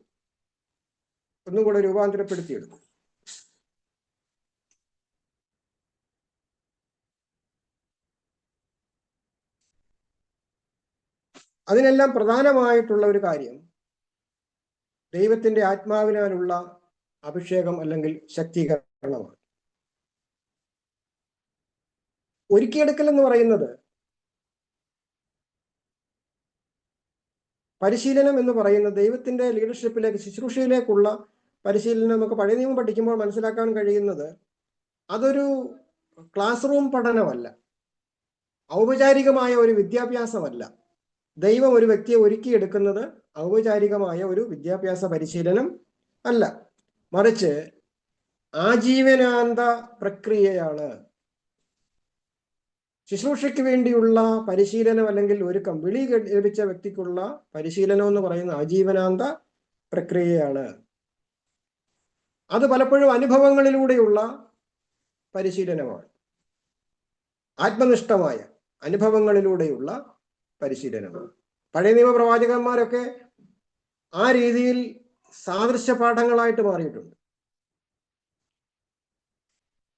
അല്ലേ? പ്രവാചകനോട് ഒരു വശം ചരിഞ്ഞു കിടക്കുക, നീ ചുരുള് ഭക്ഷിക്കുക, നിന്റെ ഭാര്യയെ ഉപേക്ഷിക്കുക, നീ കുശവന്റെ വീട്ടിലേക്ക് പോവുക, അല്ലേ? അങ്ങനെയൊക്കെ പറയുന്ന അവരെ അവരുടെ ജീവിതവുമായിട്ട് ബന്ധിപ്പിച്ച് പല ദൂതുകൾക്കും പല ശുശ്രൂഷകൾക്കും വേണ്ടി അവരെ അങ്ങനെ പരിശീലിപ്പിക്കുകയാണ്. അപ്പോൾ ഒരു നേതൃത്വ പരിശീലനം അല്ലെങ്കിൽ നേതാക്കിന്റെ വിളി ലഭിച്ച ഒരാളിന്റെ പരിശീലനം എന്ന് പറയുന്നത് ഒരു ലീഡർഷിപ്പ് കോഴ്സ് പഠിക്കുവല്ല, നിങ്ങൾക്കറിയാമോ, കർത്താവിൻ്റെ ഈ 12 ഡിസൈപ്പിൾസ്, അവരെ കർത്താവ് വിളിച്ചിട്ട് അവർ ഭയങ്കര അധ്വാനികളായിരുന്നു. പലരും അധ്വാനശീലരായിരുന്നു, സാധാരണക്കാരായിരുന്നു. പക്ഷെ കർത്താവ് അവരെ തന്നോട് കൂടെ നടന്ന് പരിശീലിപ്പിച്ചു. നടന്ന് ഓരോ കാര്യങ്ങൾ പറഞ്ഞു കൊടുത്ത് പഠിപ്പിച്ച് അങ്ങനെ ആണ് അവരെ കൊണ്ടുവന്നത്. അതിനകത്ത് ഏറ്റവും വിദ്യാഭ്യാസം ഉണ്ടായിരുന്ന ഒരുത്തരുണ്ടായിരുന്നു, 2 പേരുണ്ടായിരുന്നു. ഒരാൾ മത്തായി ചുങ്കക്കാരനായിരുന്നു, അക്കൗണ്ടന്റ് ആയിരുന്നു. പക്ഷെ മത്തായിയേക്കാൾ കഴിവുള്ള ആളായിരുന്നു ഇസ്കരിയോത്ത യൂദ. മത്തായി ലേവി ടാക്സ് കളക്ടറായിരുന്നു, ചുങ്കക്കാരനായിരുന്നു, ഒരു വലിയ അക്കൗണ്ട്സ് ഓഫീസറായിരുന്നു. പക്ഷെങ്കിൽ ഈ പന്തിരുവ സംഘത്തിന്റെ പണം സൂക്ഷിക്കുവാൻ ആരെ ഏൽപ്പിച്ച്? അവനേക്കാൾ കഴിവുള്ള വ്യക്തിയായിരുന്നു ആര്? യൂദാസ് ഇസ്കരിയോത്ത യൂദ. അപ്പൊ ഏറ്റവും വിദ്യാഭ്യാസം ഉണ്ടായിരുന്ന ഒരാളാണ്, അല്ലെങ്കിൽ മാനുഷികമായിട്ട് കഴിവുണ്ടായിരുന്ന ആള് തന്നെയാണ് ഇസ്കരിയോത്ത യൂദ. എങ്ങനെയാണ് കഴിവ്? ഒരു ഉദാഹരണം പറയാം. മറിയം വെങ്കൽഭരണി പൊട്ടിച്ച് കാലിൽ സുഗന്ധ തൈലം പൂശിയപ്പോൾ അത് 200 വെള്ളിക്കാശിനുള്ള അത്രയും ഉണ്ടെന്നുള്ള കാര്യം വളരെ കൃത്യമായിട്ട് ആ സമയത്ത് കണക്ക് കൂട്ടി പറഞ്ഞു. അപ്പൊ മാർക്കറ്റ് അറിയാവുന്ന ആളാണ്. കൃത്യമായിട്ട് അദ്ദേഹം ഇത് 200 വെള്ളിക്കാശിന് വിറ്റ് കഴിഞ്ഞാൽ ആ പൈസ ഉണ്ടായിരുന്നെങ്കിൽ നമുക്ക് 2-3 വീട് വെച്ച് കൊടുക്കാമായിരുന്നല്ലോ, അല്ലേ? ആ ഒരു അർത്ഥത്തിലാണ് അദ്ദേഹം പറയുന്നത്. അപ്പൊ അദ്ദേഹത്തിന് വളരെയധികം കാൽക്കുലേഷൻസ് ഉണ്ടായിരുന്ന ആളാണ്. അദ്ദേഹത്തിന്റെ ഒരു കാൽക്കുലേഷൻ ആയിരുന്നു കർത്താവിനെ ഒന്ന് ചുംബിച്ചു കൊടുക്കുക. മഹാപുരോഹിതന്മാരുടെ 30 വെള്ളിക്കാശും കിട്ടും. അടുത്ത തന്റെ ചിന്ത, കർത്താവിനെ എങ്ങാനും പിടിക്കാൻ കഴിയുമോ? ഞാൻ ഒറ്റിക്കൊടുക്കുകയും ചെയ്യും, എനിക്ക് കാശും കിട്ടും, അവർക്ക് പിടിക്കാനും ഒക്കത്തില്ല. ഇതായിരുന്നു പുള്ളിയുടെ കണക്കുകൂട്ടൽ. അപ്പൊ ഏറ്റവും കഴിവുണ്ടായിരുന്ന, മാനുഷികമായിട്ട് കഴിവുണ്ടായിരുന്ന ഒരു ശിഷ്യനെ ഉണ്ടായിരുന്നുള്ളൂ. ആ വ്യക്തി പരാജയമായിട്ട് യാതൊരു ബുദ്ധിയുമില്ലാതെ മണ്ടത്തരങ്ങൾ മാത്രം പറയുന്ന ഒരാളുണ്ടായിരുന്നു, പത്രോസ്. സ്വർഗരാജ്യത്തിന്റെ താക്കോൽ കർത്താവ് അവനെ ഏൽപ്പിച്ചു. പെന്തക്കോസ്ത് നാളിൽ ആത്മാവിന്റെ ശക്തിയോടെ ആ താക്കോൽ ഉപയോഗിച്ച് തുറന്നു കൊടുത്തപ്പോൾ 3000 പേര് ആദ്യത്തെ ദിവസം തന്നെ ദൈവരാജ്യത്തിന്റെ അംശികളായിട്ട് വന്നു.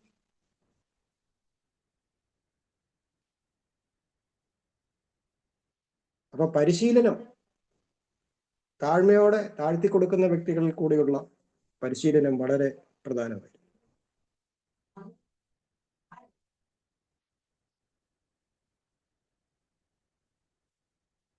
അപ്പോൾ ഒരു ലീഡറിനെ, ദൈവത്തിന്റെ മനുഷ്യനെ രൂപപ്പെടുത്തിയെടുക്കുന്നത് ഒരു ദിവസം കൊണ്ടോ 2 ദിവസം കൊണ്ടോ അല്ല. നാം എത്രമാത്രം ദൈവത്തിന്റെ ആത്മാവിനെ വിധേയപ്പെടുത്തി കൊടുക്കുന്നു, ദൈവശബ്ദം കേൾക്കുവാൻ തയ്യാറാകുന്നു, അതിന്റെ അടിസ്ഥാനത്തിൽ ദൈവം നമ്മെ രൂപപ്പെടുത്തിക്കൊണ്ടേയിരിക്കും. ആ രൂപപ്പെടുത്തലിന് വേണ്ടിയുള്ള പരിശീലനം ലഭിച്ചുകൊണ്ടിരിക്കും. അതുകൊണ്ടാണ് പുതിയ പുതിയ ശുശ്രൂഷകൾക്ക് വേണ്ടി പുതിയ അനുഭവങ്ങളിലൂടെ, പുതിയ ട്രെയിനിങ്ങിലൂടെ ദൈവം നമ്മെ കൊണ്ടുപോകും. അതുകൊണ്ട് ആ ജീവിതത്തിന്റെ എല്ലാ പാഠങ്ങളും നമ്മെ ശുശ്രൂഷയ്ക്ക് വേണ്ടി ഒരുക്കുന്നതാണ്, ശുശ്രൂഷയ്ക്ക് വേണ്ടി സഹായിക്കുന്നതാണ്. അപ്പൊ ഇതാണ് 2 പ്രധാനപ്പെട്ട മേഖല എന്ന് പറയുന്നത്. പഴയ നിയമവുമായിട്ട് ബന്ധപ്പെട്ട് ഞാൻ പറഞ്ഞു, ആദ്യം ഗോത്രപിതാക്കന്മാരായിരുന്നു ലീഡേഴ്സ്. കുടുംബത്തിന്റെ നായകന്മാർ ലീഡേഴ്സ് ആയിട്ടുണ്ടായിരുന്നു. പിന്നീട് സന്നിധി സംഘം വരുന്നു, പിന്നീട് മത സ്ഥാപനങ്ങൾ പിന്നീട് ഉണ്ടാകുന്നു. അതെല്ലാം നമുക്ക് കാണാൻ കഴിയും. ഇവിടെ നമ്മൾ പഴയ നിയമത്തിൽ നാം കണ്ട ഏറ്റവും പ്രധാനപ്പെട്ട കാര്യം, ദൈവം വിളിക്കുന്ന വ്യക്തിക്കാണ് ദൈവം ശുശ്രൂഷ ഫലമേൽപ്പിക്കുന്നത്. ദൈവം വിളിക്കുന്ന വ്യക്തികളെ ദൈവം ശുശ്രൂഷയ്ക്ക് യോഗ്യരാക്കുവാനുള്ള പരിശീലനത്തിലൂടെ കടത്തിവിടും. അവരുടെ കഴിവുകളെ അല്ല, അവരുടെ സമർപ്പണത്തെയാണ് കർത്താവ് നോക്കുന്നത്. അങ്ങനെയുള്ള വ്യക്തികളിലേക്ക് ദൈവം തൻ്റെ ആത്മാവിനാൽ ദൈവത്തിൻ്റെ വരങ്ങളെ, ദൈവത്തിൻ്റെ കൃപകളെ പകർന്നു കൊടുത്ത് ശക്തീകരിക്കും. ഇതാണ് ഈ രണ്ട് ഭാഗങ്ങളിലായിട്ട് നമുക്ക് മനസ്സിലാക്കുവാനായിട്ട് കഴിയുന്നത്. ഓക്കെ, അപ്പൊ ഈ കാര്യങ്ങളുടെ വെളിച്ചത്തിൽ നാം ഇനിയും ഓൾഡ് ടെസ്റ്റ്മെന്റ് ലീഡേഴ്സിനെ നോക്കുമ്പോൾ നമുക്ക് ഈ കാര്യങ്ങളെല്ലാം ആപ്ലിക്കബിൾ ആയിട്ട് മനസ്സിലാക്കുവാനും കഴിയും. അതിൽ നിന്നൊക്കെ നമുക്ക് ഒരുപാട് വസ്തുതകൾ നമുക്ക് മനസ്സിലാക്കുവാനും.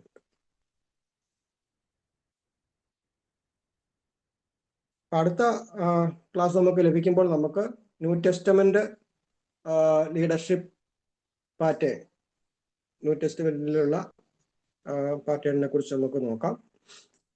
നേരത്തെ പറഞ്ഞുകൊണ്ടുള്ള സെർവന്റ് സ്റ്റൈൽ ലൈഫ് ലീഡർഷിപ്പിനെ കുറിച്ചും നമുക്ക് ആ ഭാഗത്ത് അതിൻ്റെ കണ്ടിന്യൂഷനായിട്ട് നമുക്ക് പഠിക്കാൻ കഴിയും. Okay, thank you. എന്തെങ്കിലും ഈ ഭാഗത്തുനിന്ന് സംശയമായിട്ടുണ്ടോ? നിങ്ങൾ റഫ് നോട്ട് എഴുതണേ. എനിക്ക് നോട്ട് തരത്തക്ക രീതിയിലുള്ള നോട്ട് എൻ്റെ കൈവശം അങ്ങനെ ഞാൻ എഴുതി പ്രിപ്പയർ ചെയ്ത് എന്ന് പറഞ്ഞാൽ ടൈപ്പ് ചെയ്ത് വെച്ചിട്ടില്ല.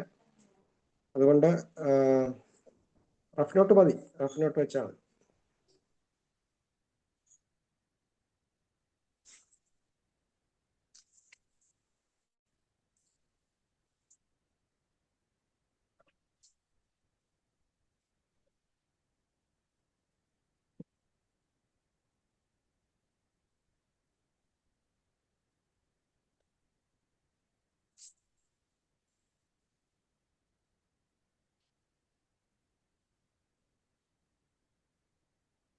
ഓക്കെ, നമുക്കും ദൈവസന്നിധിയിൽ നമ്മെ തന്നെ സമർപ്പിക്കാം. നമ്മുടെ കഴിവുകളല്ല, നമ്മുടെ വിദ്യാഭ്യാസമല്ല, അനുകൂലമായ സാഹചര്യങ്ങളൊന്നുമല്ല ദൈവം നമ്മെ ഓരോ സ്ഥാനങ്ങളിൽ കർത്താവിൻ്റെ വേലയ്ക്ക് വേണ്ടി നിർത്തിയിരിക്കുന്നത്. കർത്താവിൻ്റെ ഉന്നതമായ വിളിയാണ്. ആ വിളിക്കനുസരണമായി കർത്താവിൻ്റെ സന്നിധിയിൽ നമ്മെ തന്നെ സമർപ്പിച്ചു കൊടുക്കുകയും ഒരു വലിയ വിശ്വാസം, എന്നെ കർത്താവ് വിളിച്ചിരിക്കുന്നത് കൊണ്ട് എൻ്റെ ശുശ്രൂഷ രംഗങ്ങളിൽ കർത്താവിൻ്റെ സാന്നിധ്യം ഉണ്ടാവും, കർത്താവിൻ്റെ ആത്മാവിൻ്റെ സാന്നിധ്യം ഉണ്ടാകും, അഭിഷേകം ഉണ്ടാകും. ഞാനല്ല പ്രവർത്തിക്കുന്നത്, എൻ്റെ കർത്താവാണ് എന്നിലൂടെ പ്രവർത്തിക്കുന്നത്, ശുശ്രൂഷിക്കുന്നത്. ആ ഒരു വലിയ ബോധ്യം, കാഴ്ചപ്പാട് നമുക്ക് ഉണ്ടായിരിക്കണം. അത് വരുമ്പോൾ നമുക്ക് എല്ലാ ഭയങ്ങളും മാറും, എല്ലാ സംശയങ്ങളും മാറും. കർത്താവ് നമ്മിലൂടെ വലിയ കാര്യങ്ങൾ ചെയ്യും. അതിനായിട്ട് കർത്താവ് നമ്മെ സഹായിക്കട്ടെ. ഇപ്പോൾ നമുക്ക് പ്രാർത്ഥിച്ച് അവസാനിപ്പിക്കാം. വി.പി. ജോൺ പാസ്റ്റർ പ്രാർത്ഥിച്ച് ആശീർവാദം ഉണ്ടാകും. Praise the Lord. Praise the Lord. ക്രിസ്തുവിൽ കൂടി ഞങ്ങളെ കൂടാതെ സ്നേഹിക്കുന്ന ദൈവമേ, സ്വർഗ്ഗീയ പിതാവേ, ഈ അനുഗ്രഹിക്കപ്പെട്ട നല്ല രാത്രിക്കായി ദൈവത്തെ സ്തുതിക്കുന്നു. അങ്ങയുടെ ജീവന്റെ വചനം, ശ്രേഷ്ഠമേറിയ വചനം ഞങ്ങൾക്ക് പകർന്നു വന്നതായ അങ്ങയുടെ ദാസനെ പ്രത്യാലോർത്ത് പ്രാർത്ഥിക്കട്ടെ. ദൈവം കടാക്ഷിക്കുമാറാകണമെന്ന് പ്രാർത്ഥിക്കുന്നു.